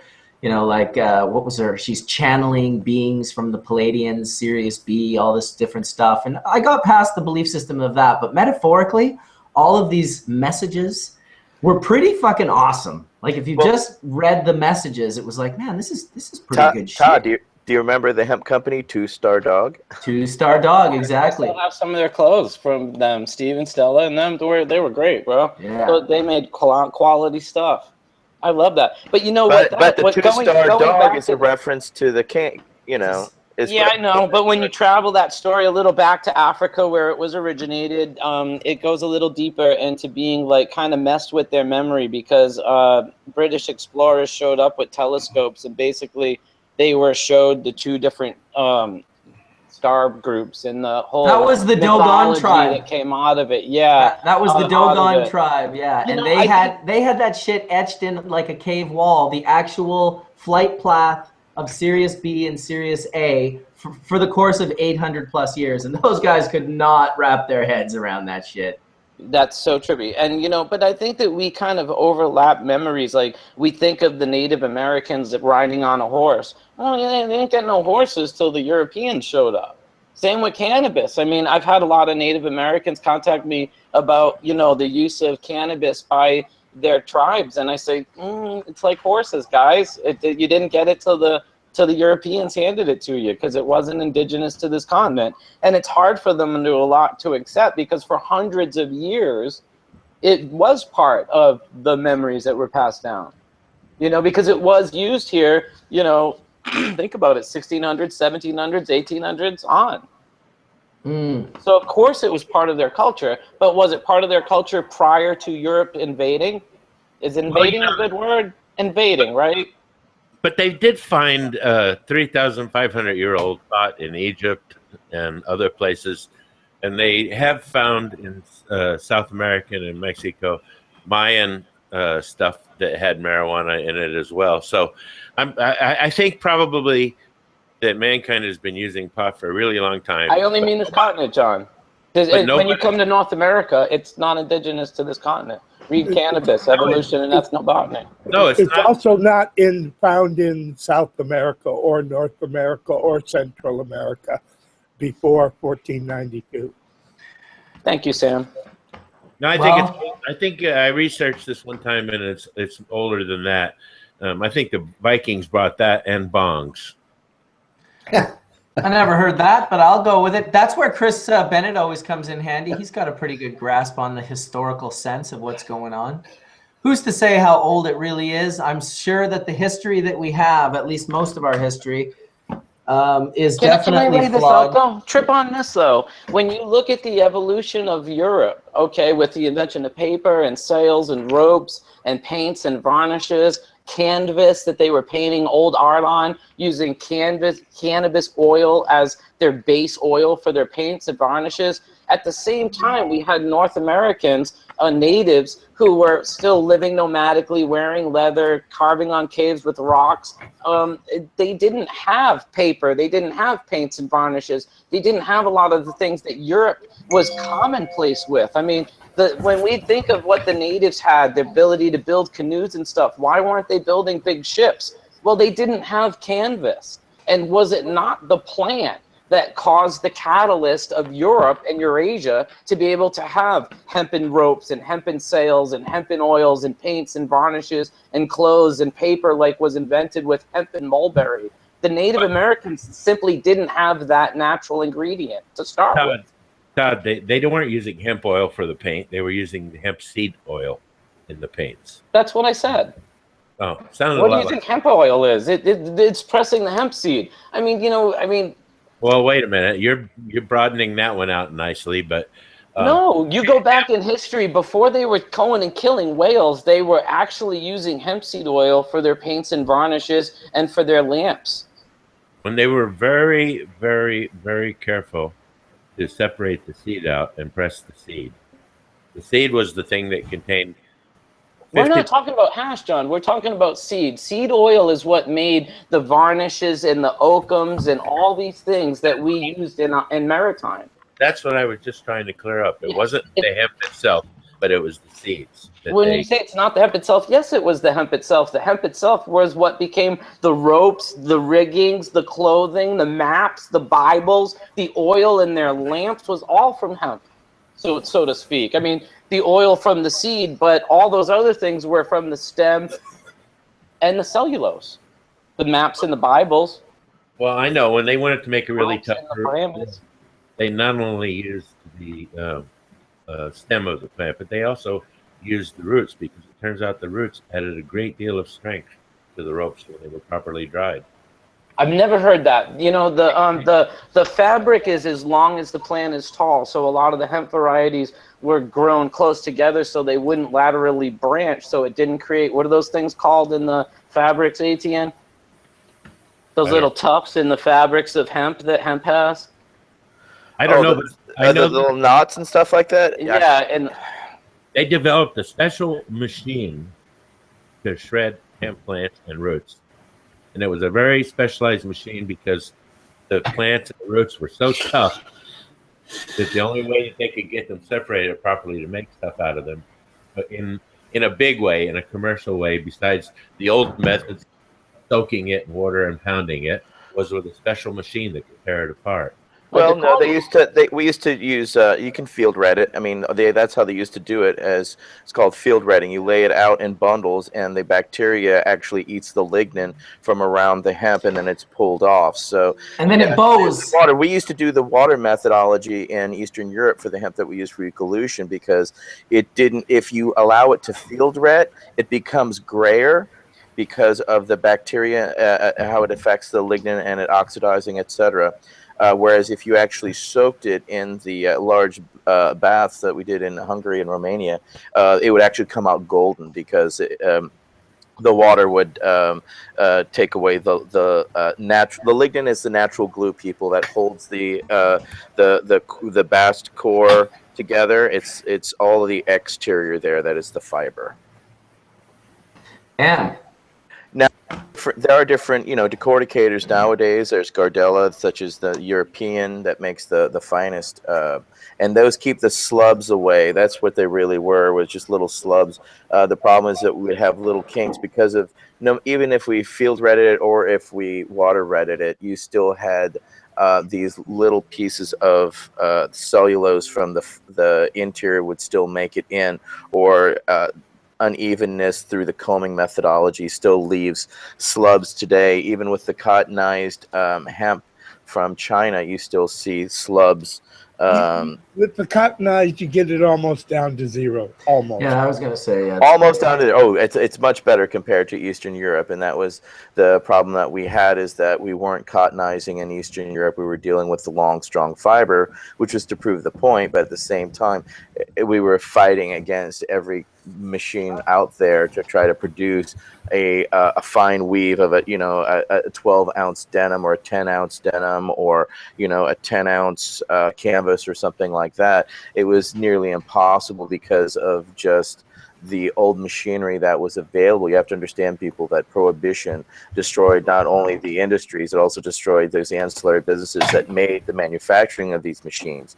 And what we found out was, like, well, when I was early in '93, we up in Oregon, we had Bill Condi, who was this actual tree farmer who used to, not tree farmer, he was a lumber guy.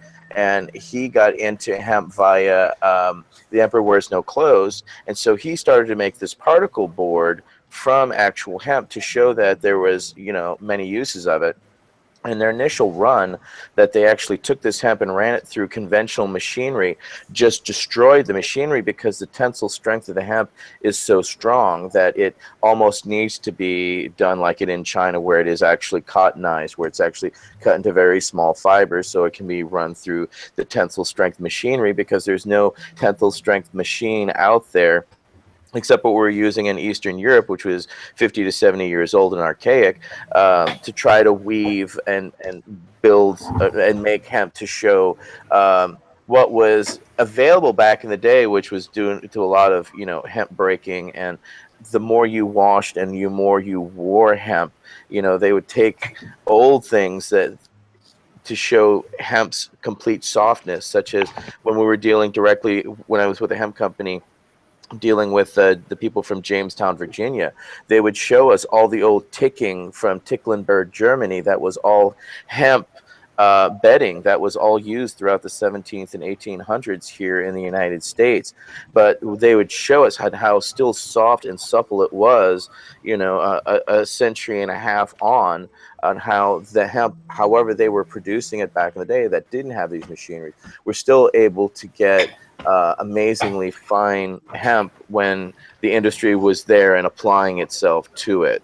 It's a bastard industry, so it's had to just, basically tinker along, and that's what we tried to do and failed along the way. But still, to see cottonized hemp from China still out there and available still is good, and hopefully we'll start to see Canadian hemp, and hopefully not too long United States hemp again. But we still need all those ancillary businesses and machinery. So I knew people who are right now manufacturing hemp decorticators that they've found from plans from back in the teens and the 20s, and have now modified and have now put these into production because they need these types of machinery. Because you have to understand, people like International Harvester and John Deere will not look at manufacturing any type of business or machinery for that unless there's 1 million acres minimum growing in the ground around the United States. So it's going to rely on small ancillary businesses, craft people manufacturing these decorticators and machinery until we support it enough that it becomes in the large-scale manufacturing base.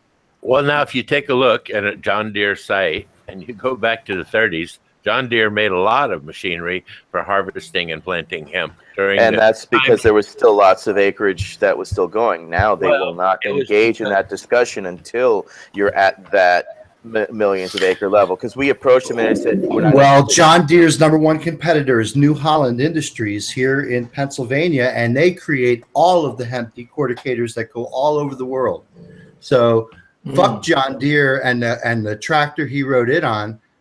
There's companies here in Pennsylvania that are making hemp machinery that go all over the world. I remember we bought a harvester from Holland in the 90s, and we brought it over to harvest our hemp fields, and it was quite a machine. I can't remember the name of the company. It was a big red thing with 2 huge wheels on the front. It's pretty awesome. Yeah, Also, the company I'm referring to is actually called New Holland Industries. New Holland. They make big tractors and decorticators and combines, and they're basically a big agriculture machinery company, and they do make all that stuff. Well, the Philippines made all the rope, and then World War II came along, and the Japanese cut off the rope supply to the Navy, and so therefore there was one healthy fucking hemp business going on in the Midwest. And they had machinery which is now ancient, but I looked at some of it and the inner workings of it.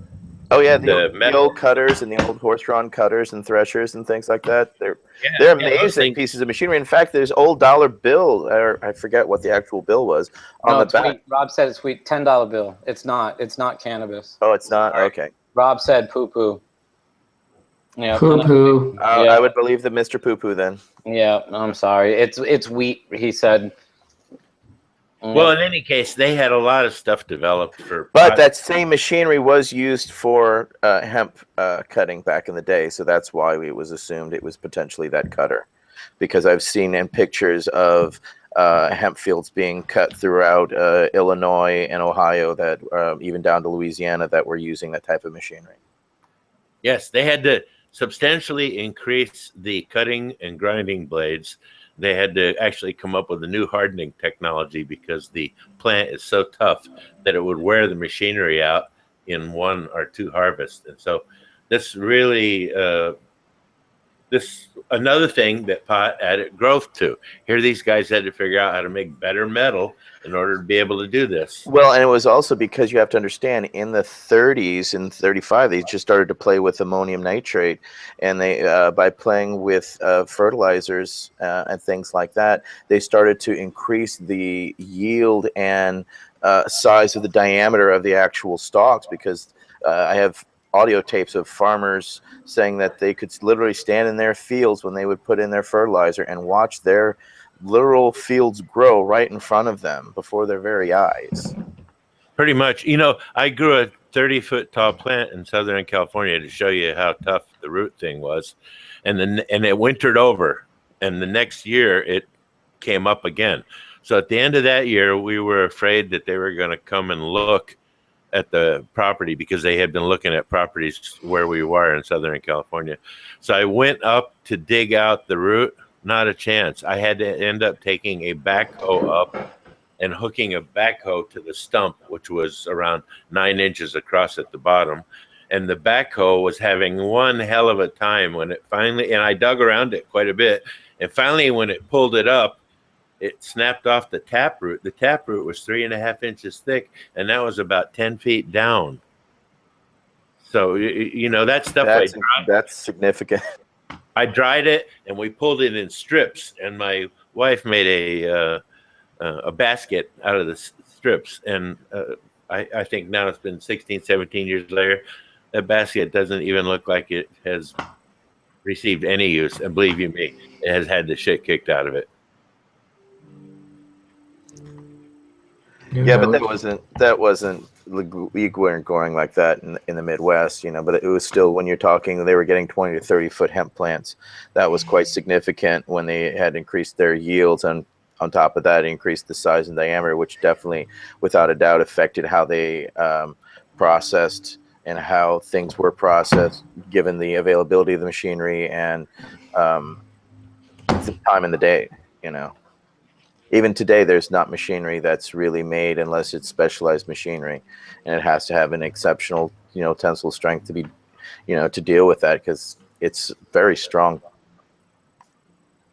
Well, it's interesting when we sit and we talk about hemp, because the cultural evolution of Europe, I think, was completely hinged upon it being there as a natural resource. Because when you think of the so many things that we took for granted, the clothing, the ropes, the sails, the paints, the varnishes, the paper, it's all cannabis based. Where would humanity be without cannabis? Yeah, well, it's not. You know, it's not the cannabis that they're objecting to. What they're objecting to is they don't want us to get high and be out of control. That's what they're objecting to. No, I don't think so, because they sell. You know, look, I grew up in a state where you could still buy Everclear, 190 proof grain alcohol. So they don't give a fuck about you getting crazy. Alcohol is the epitome of getting wild and crazy and being out of control. So, you know, I hate to say they don't care, but they don't care. You know, Jack made a point, John, that the true motivation in outlawing cannabis hemp was because they were trying to adopt new technologies, and DuPont actually put it right out, and they actually put in their shareholders account that the revenue raising powers of the government would force new acceptance or switch social change for new acceptance of new technologies. And that new technology they were talking about was specifically nylon. Because in the mid-30s, they wanted to push nylon, and they wanted hemp to get the fuck out of the way as a natural old competitor that people used and trusted. And this is why Jack felt, that they thrust upon us the word marijuana instead of cannabis. And when you go back and you read the testimony of William C. Woodward, who was a lawyer for the American Medical Association, after he was a doctor for the AMA, he testified to Congress that they shouldn't use the word marijuana, because that was why there was confusion in the first place, and more people didn't respond to objecting to the laws because they were confused about what the government was calling it. And if they had called it cannabis hemp, there's no way they could have gotten any traction, because that was something that was so old and ingrained into society at that point. Therefore, use a Spanish word. Mota. Yeah, marijuana, you know, and invoke racism. And the first guy arrested was in Texas, you know, and It was a cultural pressure point they used, and I don't think they ever cared about us getting high. But Jack always pointed out they immediately shut down the American hemp industry. They moved us into a petrochemical economy. The American war industry became huge. The military-industrial complex looked at they reorganized in the mid-20th century, if we want to look at it reality or not, because at the beginning of the 20th century, a majority of the things that nylon replaced were coming out of cannabis hemp. There was a huge cannabis hemp industry in North America in the beginning of the 20th century that was shut down after the Depression and into what became World War II. And then they brought it back for a minute, but as soon as they had control of their importation markets, they shut it down again, because that was what the Hemp for Victory tape was. The U.S. Department of Agriculture trying to teach farmers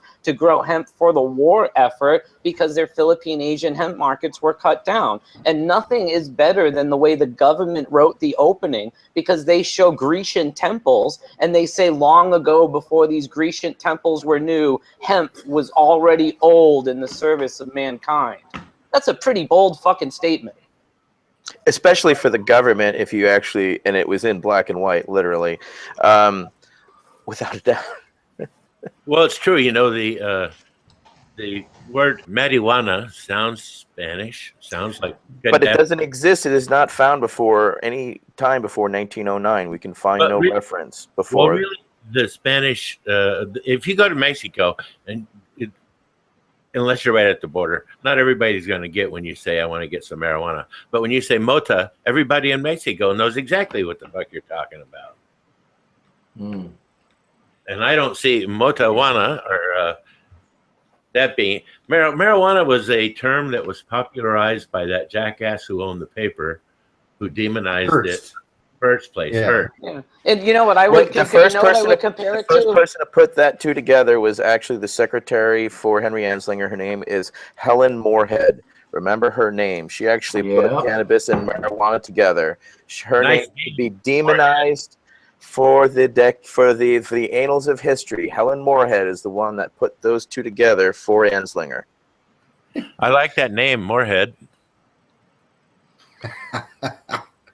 Interesting. You know, I mean, this whole thing was, you know, this is also why I am so into pushing 64, John, because I think that it's been a real, this has been used, these laws have been used in very bigoted ways from the very start of them. And you know, even with medical cannabis in the state, you still see tens of thousands of arrests for misdemeanor amounts of cannabis that are mainly directed at people of color.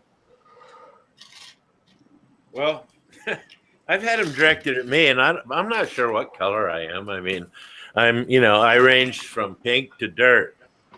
Hey, I've gotten arrested over and over again, but it's because I'm yelling, making noise, and doing what I'm not supposed to do in their eyes.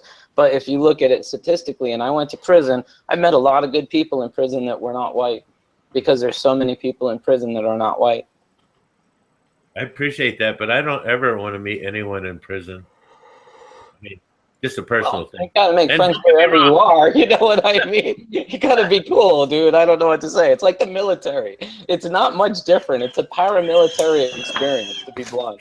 We're all colored, man. This paper is white. You see this paper? That's the color white, people.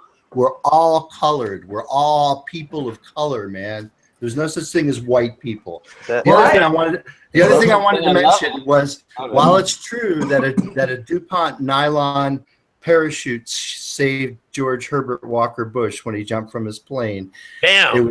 It was held to him by hemp cordage. So without hemp rope, the thing would have just not saved him at all. Nylon, the switch to nylon from hemp was a bit of this planned obsolescence routine, because hemp is much more durable than nylon ever could be. And it's hard to, if you start making a bunch of hemp clothes and people are still wearing them 5 years and 10 years later, you know, you make a nylon shirt, it lasts for 6-8 months, boom, out the door into another shirt. So I think a lot of the petrochemical based items that we make and still make were artificially created to perform an artificial part of the economy that they could perpetuate endlessly. And hire people to come down and work in the fucking factories where they make that shit where it's toxic instead of hiring them to go to a farm and farm hemp.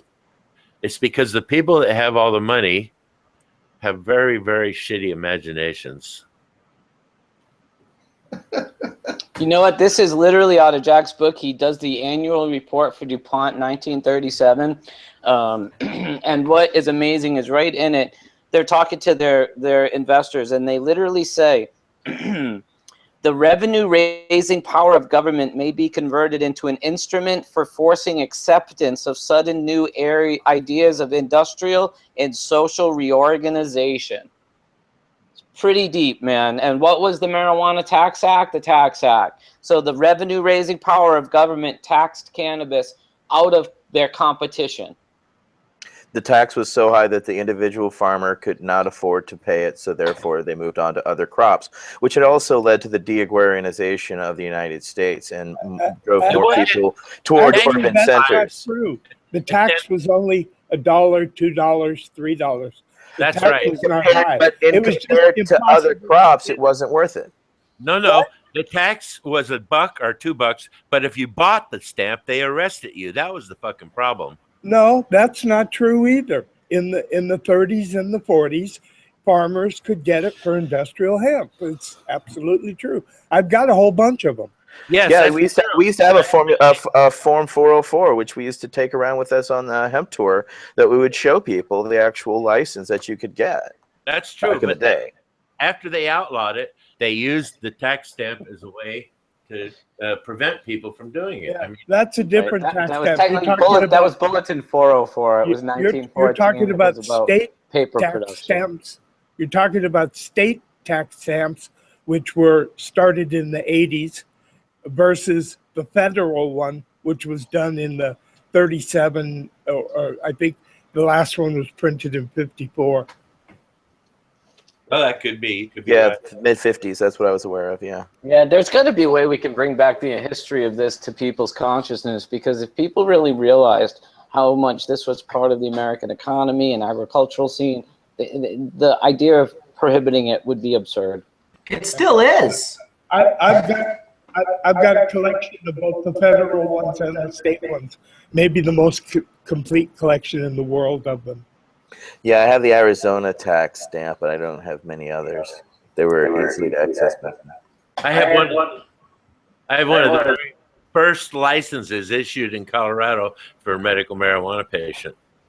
One of the first ones that they issued it on the thing where it looked like a title for your car. In the 80s, Colorado also issued 6 marijuana tax stamps. I've got one of them. It's a $25 stamp for a quarter ounce. That's what a quarter ounce used to cost way back when. Well, whatever. That's what the tax was, because you had to buy the weed too. This didn't give you permission to have the weed. This just meant that if the police arrested you with this bag of weed, you wouldn't get arrested also for avoiding taxes. Yeah, that would be kind of secondary after getting busted for weed in those days. But it was an additional charge. And I think that this is kind of how they've always screwed us. You know, a lot of people don't realize, but if you use your cell phone in the commission of a crime, when you go to court, they charge you with using the cell phone. It's a felony. And a lot of people don't understand that. But when they text their friend to set up a bag of weed sale, they've just committed an extra felony on top of the felony of selling the bag of weed. And you don't realize it until you get to court and they start hitting you with all these charges. But yeah, if there was two of them, if there was 2 of them, it was conspiracy. That's why you should get yourself this tiny app called WhatsApp, because WhatsApp scrambles your text and your voice these days, both from end to end, and it only can be done on your phone. Unless, I mean, I suppose if they had a supercomputer and they were listening to you, they might be able to dope some of it out. I heard that the NSA is who made the WhatsApp, just so that they could listen to everybody who wants to keep anything quiet. No, it's from phone to phone, Sam, so that doesn't... It's from Jan Koum. Jan Koum and Brian Acton. They own all the phone companies, too. And it was phone manufacturers. WhatsApp has nothing to do with any phone company. WhatsApp was purchased by Facebook for $19 billion after years earlier they refused to hire Jan Koum, who would have probably produced that for them for his wage. Yes, and then when they wanted to make it so that people could read it, there was such a backlash that finally Facebook joker, what's his name? Zuckerberg.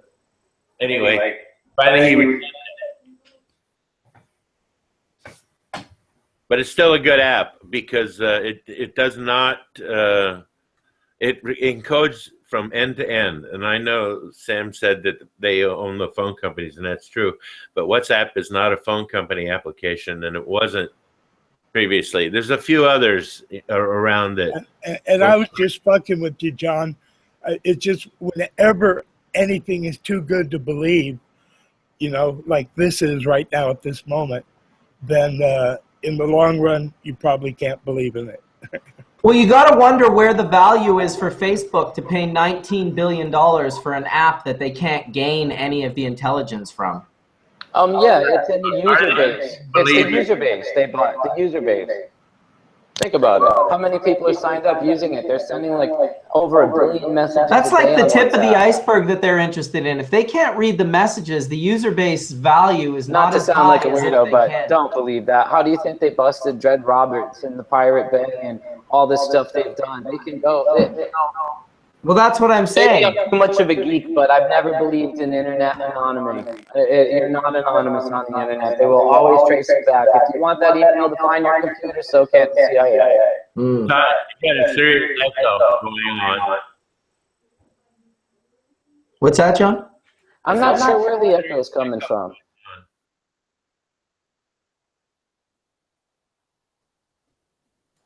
Yeah, I was getting an echo when you talked too, John. That's so strange. How about now? Maybe it's because it was echoing to the CIA headquarters and back again. Pinging Langley and coming back. Yeah, slight delay. Don't you guys think, though, Google, Facebook, it's all got to be a spy network's wet dream. We walk around with these little phones that have GPSs, records our voices. We take selfies where we're standing. A cop barely has to leave his desk to do any research on a person. Problem is, we waste a lot of money on a bunch of paranoid motherfuckers who are running the show at the top end, who can think only one thing, that everybody's out to get us and everybody wants to bring us harm. And so therefore, we need another $13 billion aircraft carrier and some more new jets that can fly faster than the speed of imagination.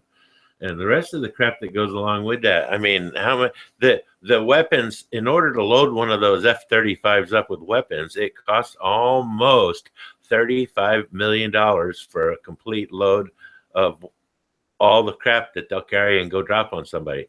That means we've empowered these guys to go spend $35 million at a whack. I mean, where is the... Well, it's not they spend it. You know, it's the lobbyists that are sitting there from McDonnell Douglas and Boeing that are saying, hey, buy our new jet, buy our new boat, buy our new submarine, buy our new bomb, because they're the ones that are in collusion with the government that gets the money. The money doesn't evaporate, man. It goes to their buddies. Their buddies own the big companies like Cheney. His buddies at Halliburton got mad cash after 9/11 happened. Mad cash. Does that mean, that's the point of it, isn't it? Does They that had mean cash from Vietnam. They were in Vietnam raking the fucking money. They were building shit in Vietnam and doing stuff that was absolutely ridiculous and wasn't even used. There's a wonderful documentary called Why We Fight by Sony and BBC. And BBC sent these reporters in undercover because they had interviews with people that would have never talked to anyone that had a somewhat liberal agenda and being anti-war. And Why We Fight is a documentary you can find on the internet, and it is absolutely fantastic. It opens with Eisenhower talking about how we have to fear the military-industrial complex, because after World War II, they organized, they got into politics, and they didn't go away. And this is what's been controlling our drug war. This has been militarizing our police departments. This has been our major problem. And until people wake up to the fact that the military-industrial complex is their biggest problem, we're going to continue to have wars and horror and defense budgets through the roof because nothing's stopping these corroded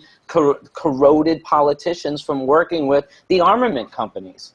Look at the guy who's the head of the NSA. Whenever he comes out to say something official, he's got that dark fucking blue uniform on with all that gold shit plastered all over it, and shiny gold stuff and stuff all over. And he's supposed to be an NSA guy, but he's all dressed up in a uniform, which suggests to you, at any rate, that he's part of the military. And this is all the guy who was the head of the figuring out all the stuff we're talking about at the NSA, you know, grabbing conversations and so forth for years there, now retired and heads his own security company. And he's taking everything he learned at the NSA away with him and giving it to another corporation who you can be sure is deeply digging into your shit. So far now, I bet they can tell you what you ate for dinner yesterday. Yeah, we're definitely living in a very unique time where that's the trip, right? People get confident with their privacy when it seems as though perhaps there is no privacy. I'm pretty transparent myself. I can see right through you. See? That's what I'm saying. It's because I'm white. Yeah, you're a white Anglo-Saxon. Are you a Protestant too? A prostitute? Right. Well, earlier you did call us all whores. I enjoyed that part. Well, I wasn't exactly calling everybody a whore. No, it was awesome. You're like, we're all whores. Well, I think we are if the price is enough. I mean, if somebody would offer you 1,000, you'd probably say no. But if they offered you 1 million or 1 billion, I mean, where does it? And then once we've decided what kind of a person you are, we just have to get a more reasonable price. Yeah, I see you've tucked in, Sam. That is pretty cool, buddy. Yes, all politicians are basically on that. It's totally true.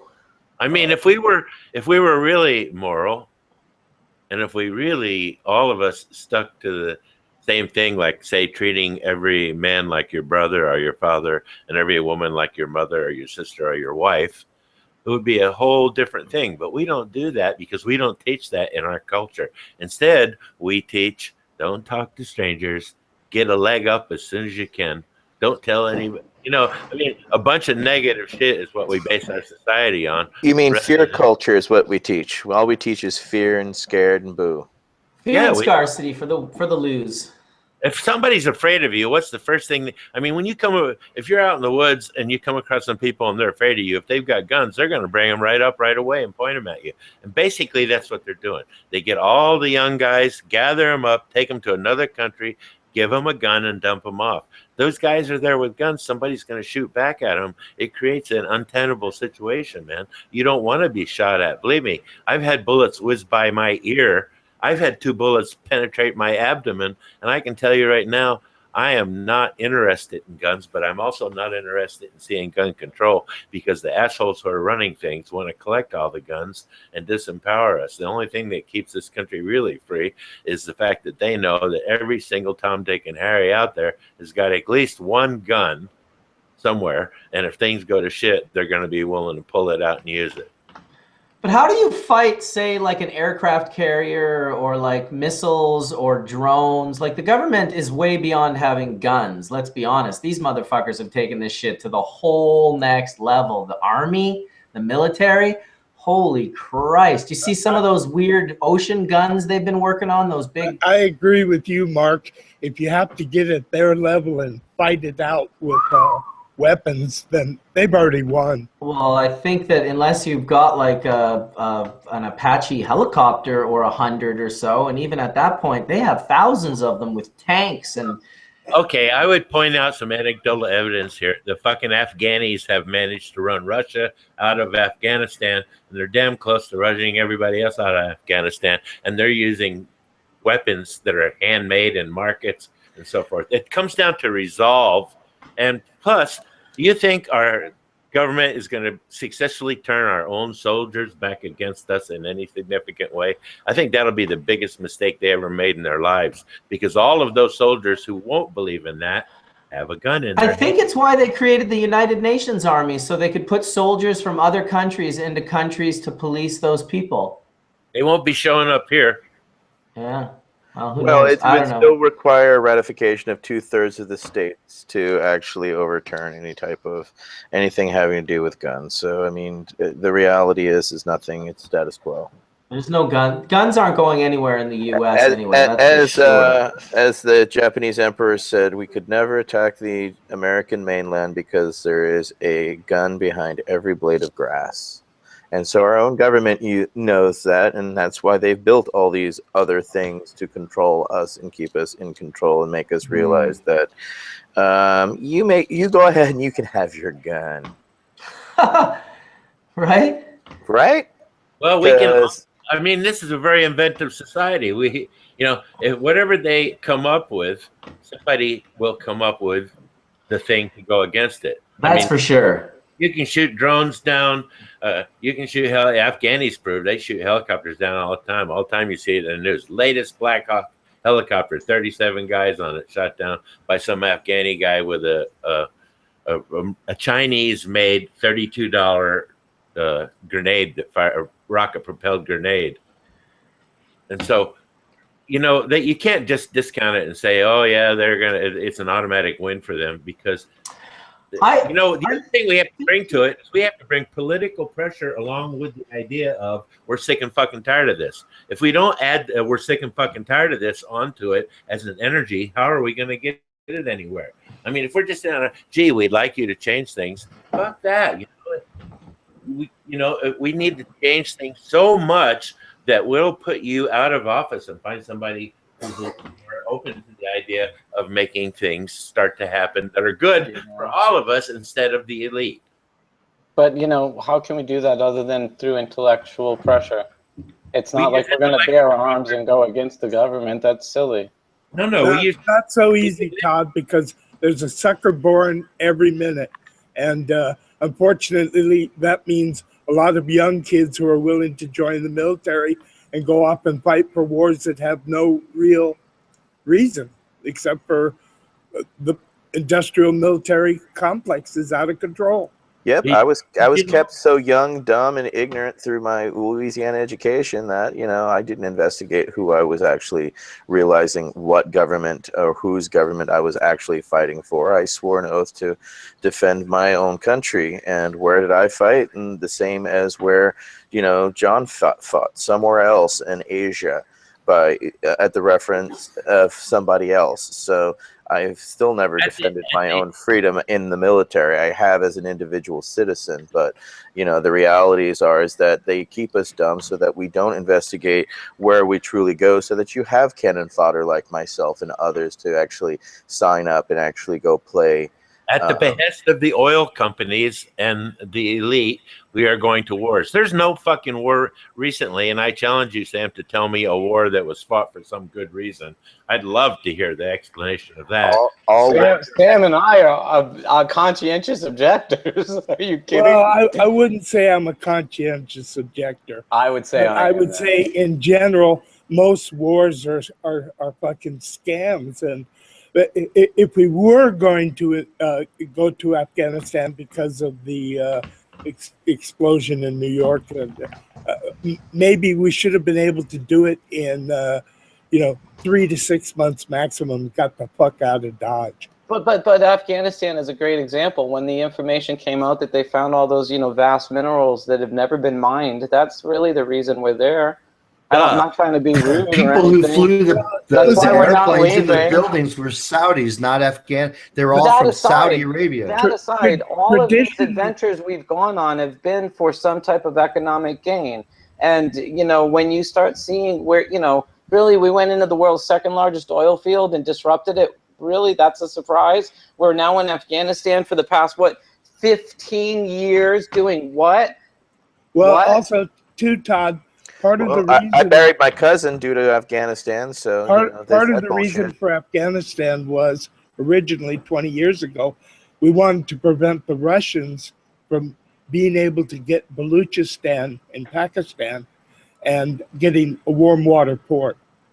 It was really that simple. They didn't want to be able to run natural gas or gasoline through pipes through Afghanistan into Baluchistan, which at the time they were trying to ferment revolution down there also. And why do you think Syria is a clusterfuck right now? It's because they wanted a pipeline that the actual head of the country said, nope, we're not going to do. And out of that, they actually are letting that become an absolute quagmire and clusterfuck because it has to all have to do with running a pipeline. Yeah, but that Syrian president that killed all these people now has finally killed enough people so he qualifies to be a religious leader.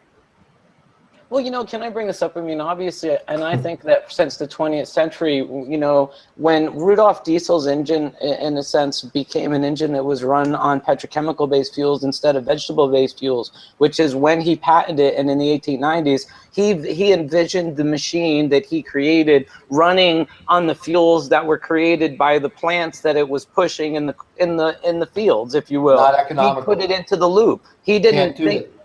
Can't do it. Not economical. Not in the world of cheap oil and cheap petroleum. Oh, hold on. In the 1890s, Mark, there was no world of cheap petroleum. It was a small niche market, like we talk about solar, and the only fuel that you could count on was fuel you could grow. No, you can't make a liquid fuel. He wasn't looking into the future. He didn't know what petrochemical economics in the 1930s, 40s, 50s on was going to look like. He didn't know about Royal Dutch Shell. He had patented an engine, and he expected it to run on the fuels available to everyday people, and that was the fuels that we could make ourselves. It's really not a stretch.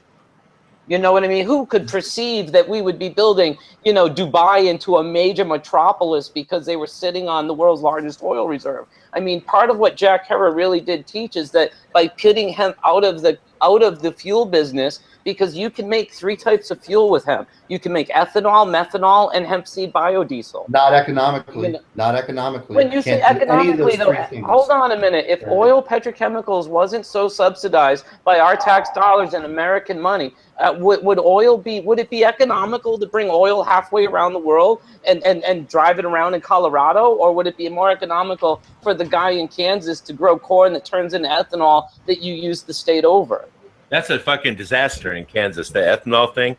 Listen, I dealt with the biggest company in Kansas who was growing corn to change it into ethanol, and they wanted to use my process to defat the corn before they put it in the reactor to change it to alcohol, because a whole bunch of fat in the alcohol, I'm sure, Mark, you will agree, was a definite slap in the head for the process, and it wouldn't turn over. And I finally brought them to the idea, to the table, hey, you defat the corn first, and then you take the oil, and then you change it, and then you get 100%. Really nice, fast conversion. And even with that, and these guys had all of the corn sewed up for as far as the eye could see, they ended up going bankrupt because the whole industry is an industry that is footnoted or paid for by the government, state and federal. That's right. So it's not economically feasible, and it takes corn to be food or animal feed out of the equation, and it's a big fucking disaster. It just went nowhere. I spent a whole year, which I now consider a complete waste of fucking time, even though we made some money, just because of the whole way it went down. That subsidizing thing is not a guarantee. Well, I'm not talking to that extent. What I'm saying in a sense is that we as citizens should have a right to be able to produce alternative energies. For almost 10 years, Etienne drove around a biodiesel Volkswagen and ran his whole life on non-petrochemical fuel. So it can be done. It's just it can't. Look, as long as the government is subsidizing tankers floating halfway around the world to drop off oil that corrupts the market so that locally we can't grow plants that can make the energy we need, we're never going to be able to compete. Well, we have to understand why it's not also economically feasible is because I actually, when I had a biodiesel vehicle, I could only get my B99 biodiesel at 5 places in the entire fucking United States. Do you know why that, people? It's because the actual petrochemical company took it to court and made it illegal for you to actually make your own B99. And these people actually sued the United States government, and only these 5 companies around the United States won that right. So that's one reason why it's definitely not economically feasible. Second, I couldn't buy until 2006, I couldn't buy a brand new diesel in California.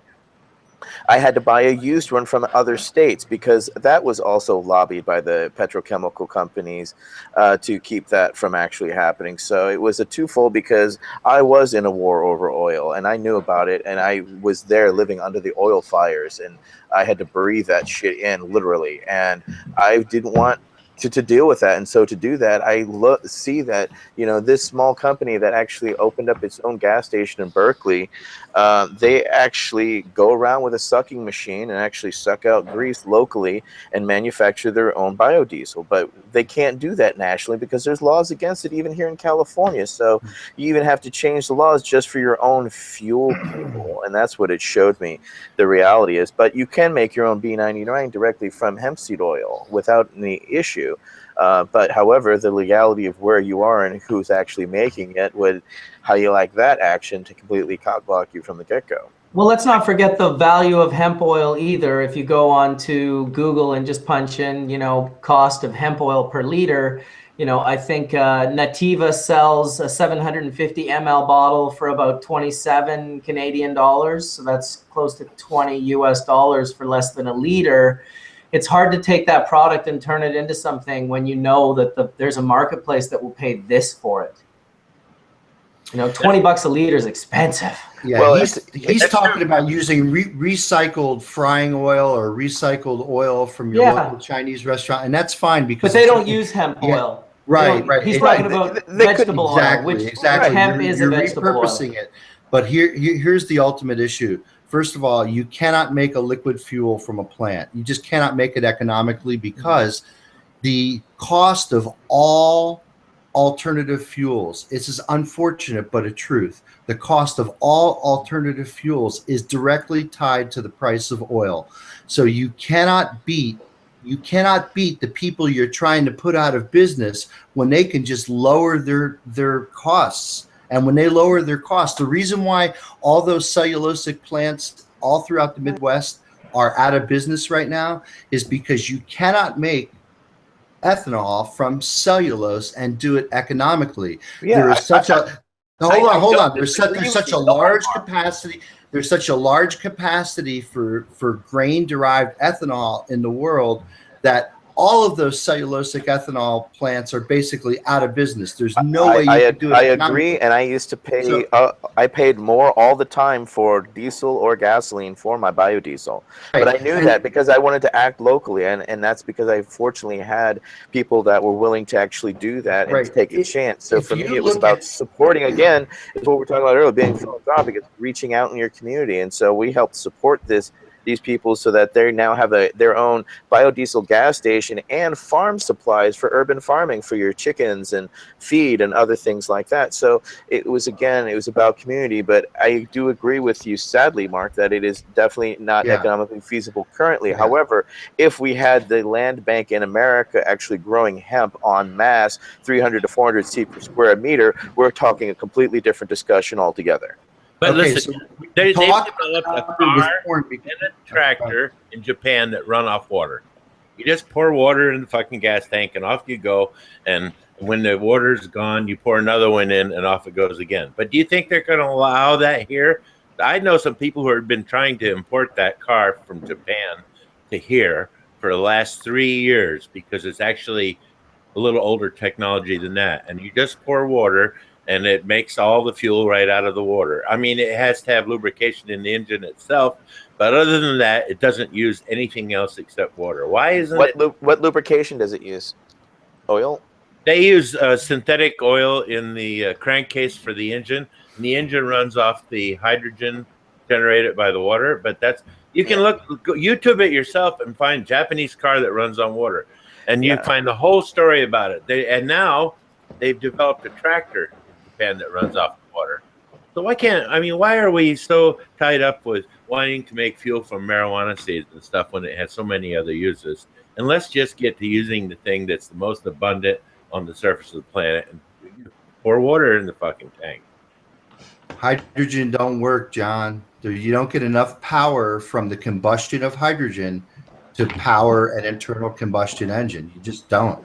That's the laws of physics. Tell these guys who made the tractor in Japan, because they haven't been told that yet, I guess. Well, no. Hydrogen fuel cells are around. And again, I think, you can certainly get some fuel out of it, but can you drive, 150 miles at 70 miles an hour down the road like we're used to in a gasoline-powered car? Probably not. Yes. In fact, you YouTube it and educate yourself a little bit. This car will drive anywhere on water. Period. What's it called?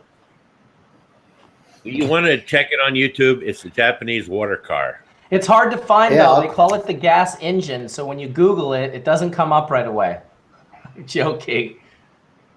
Okay. Cool. That's the question. Is the fuel hydrogen? Water. They pour. You can see them. They demonstrate. Yeah, but it takes electricity to electrolyze water and to split it into oxygen and hydrogen. So where does that electricity come from? Where do electrons come from? The car's engine has a generator on it that is making the electricity. Right, but it's got to come from somewhere. You can't just magically split water. It's got to come from somewhere, man. I could actually, tell you how many electron volts it takes to turn water into hydrogen and oxygen. And even if you can do that electrically, which you can, it's called electrolysis, hydrogen at such a very low rate does not give you enough horsepower to push a plane through the air or to push a boat across the water or to push a car down the road. It just does not. Brother, Mark, let me fill you in. You need to read about it. Go online and find that out and read it, because they don't make a plane, but they've put it in boats, they've put them in cars, and they put it in tractors. And maybe it takes an electrical battery charge in the system to start, but once it starts running, it's making it off of this chamber, which is producing, and they have gotten vast improvements in how to electrolyze the water to make it release the hydrogen. And they're doing it by even putting fine powdered solutions of metals in the thing and causing it's all about surface area is what you're talking about, about getting enough surface area to produce enough hydrogen to use it as a fuel. And in Japan, they've taken leaps and bounds on this, because here we're not paying as close attention because we're busy peddling what the oil company. The problem is that when you burn hydrogen, you get a very small amount of energy. When you burn hydrocarbon, you get a much greater amount of energy. I mean, this is thermodynamics. I understand. You're just not going to get the amount of right. They're getting somewhere with it. The Japanese are, the Japanese are very inventive people, and they're looking hard because you got to remember they're living on an island where they don't have any fucking thing. They get the fish out of the water, and everything else is imported, including the radioactivity out of Fukushima every day, right? No, they're exporting that. Yeah, that's on the backs of horses who are just making their way home. Anyway, that's my cue. When I found out that guy was doing that, I just fell off the chair laughing. He's like, I got the horses doing it for me. Yeah. All the king's horses and all the king's men couldn't put Humpty Dumpty back together again. You know why? Because they let the horses go at it first, and you can't glue shell together with these fucking hooves. That's a shell of a story. It is a shell of a story. Thanks for today. Today was a fun conversation, Mark. I like it. I can't believe it was 4 hours, dude. I was really surprised at how fast the last hour went, and I definitely want to thank everyone for coming and sharing their time. Always a pleasure to have the discussion and have everyone represented, like someone just said, thank you, Mark Scialdone, for representing the skeptics. Hey, got to represent the skeptics, got to represent science, got to represent the spiritual. I think we're covering all the bases here on Hash Church. And after 4 hours of conversation today, I'm happy to say this is the end of Hash Church 105. Till next time, in 1 week, we shall see you again. And of course, thank you, everybody. Etienne, Skunkman Sam, INDRA, Mark Scialdone, Todd McCormick, and all the people who came and left, and all the people who weren't on today. Of course, thank you, SUbcool, for sharing your time with us. And I know we're going to see you again soon, and it's going to inspire me to do a nice little grow panel here in the near future. So keep watching Hash Church, everybody, and we will see you next week. Peace out, everybody. Thanks for the laughs, guys. Love you guys. Always a pleasure.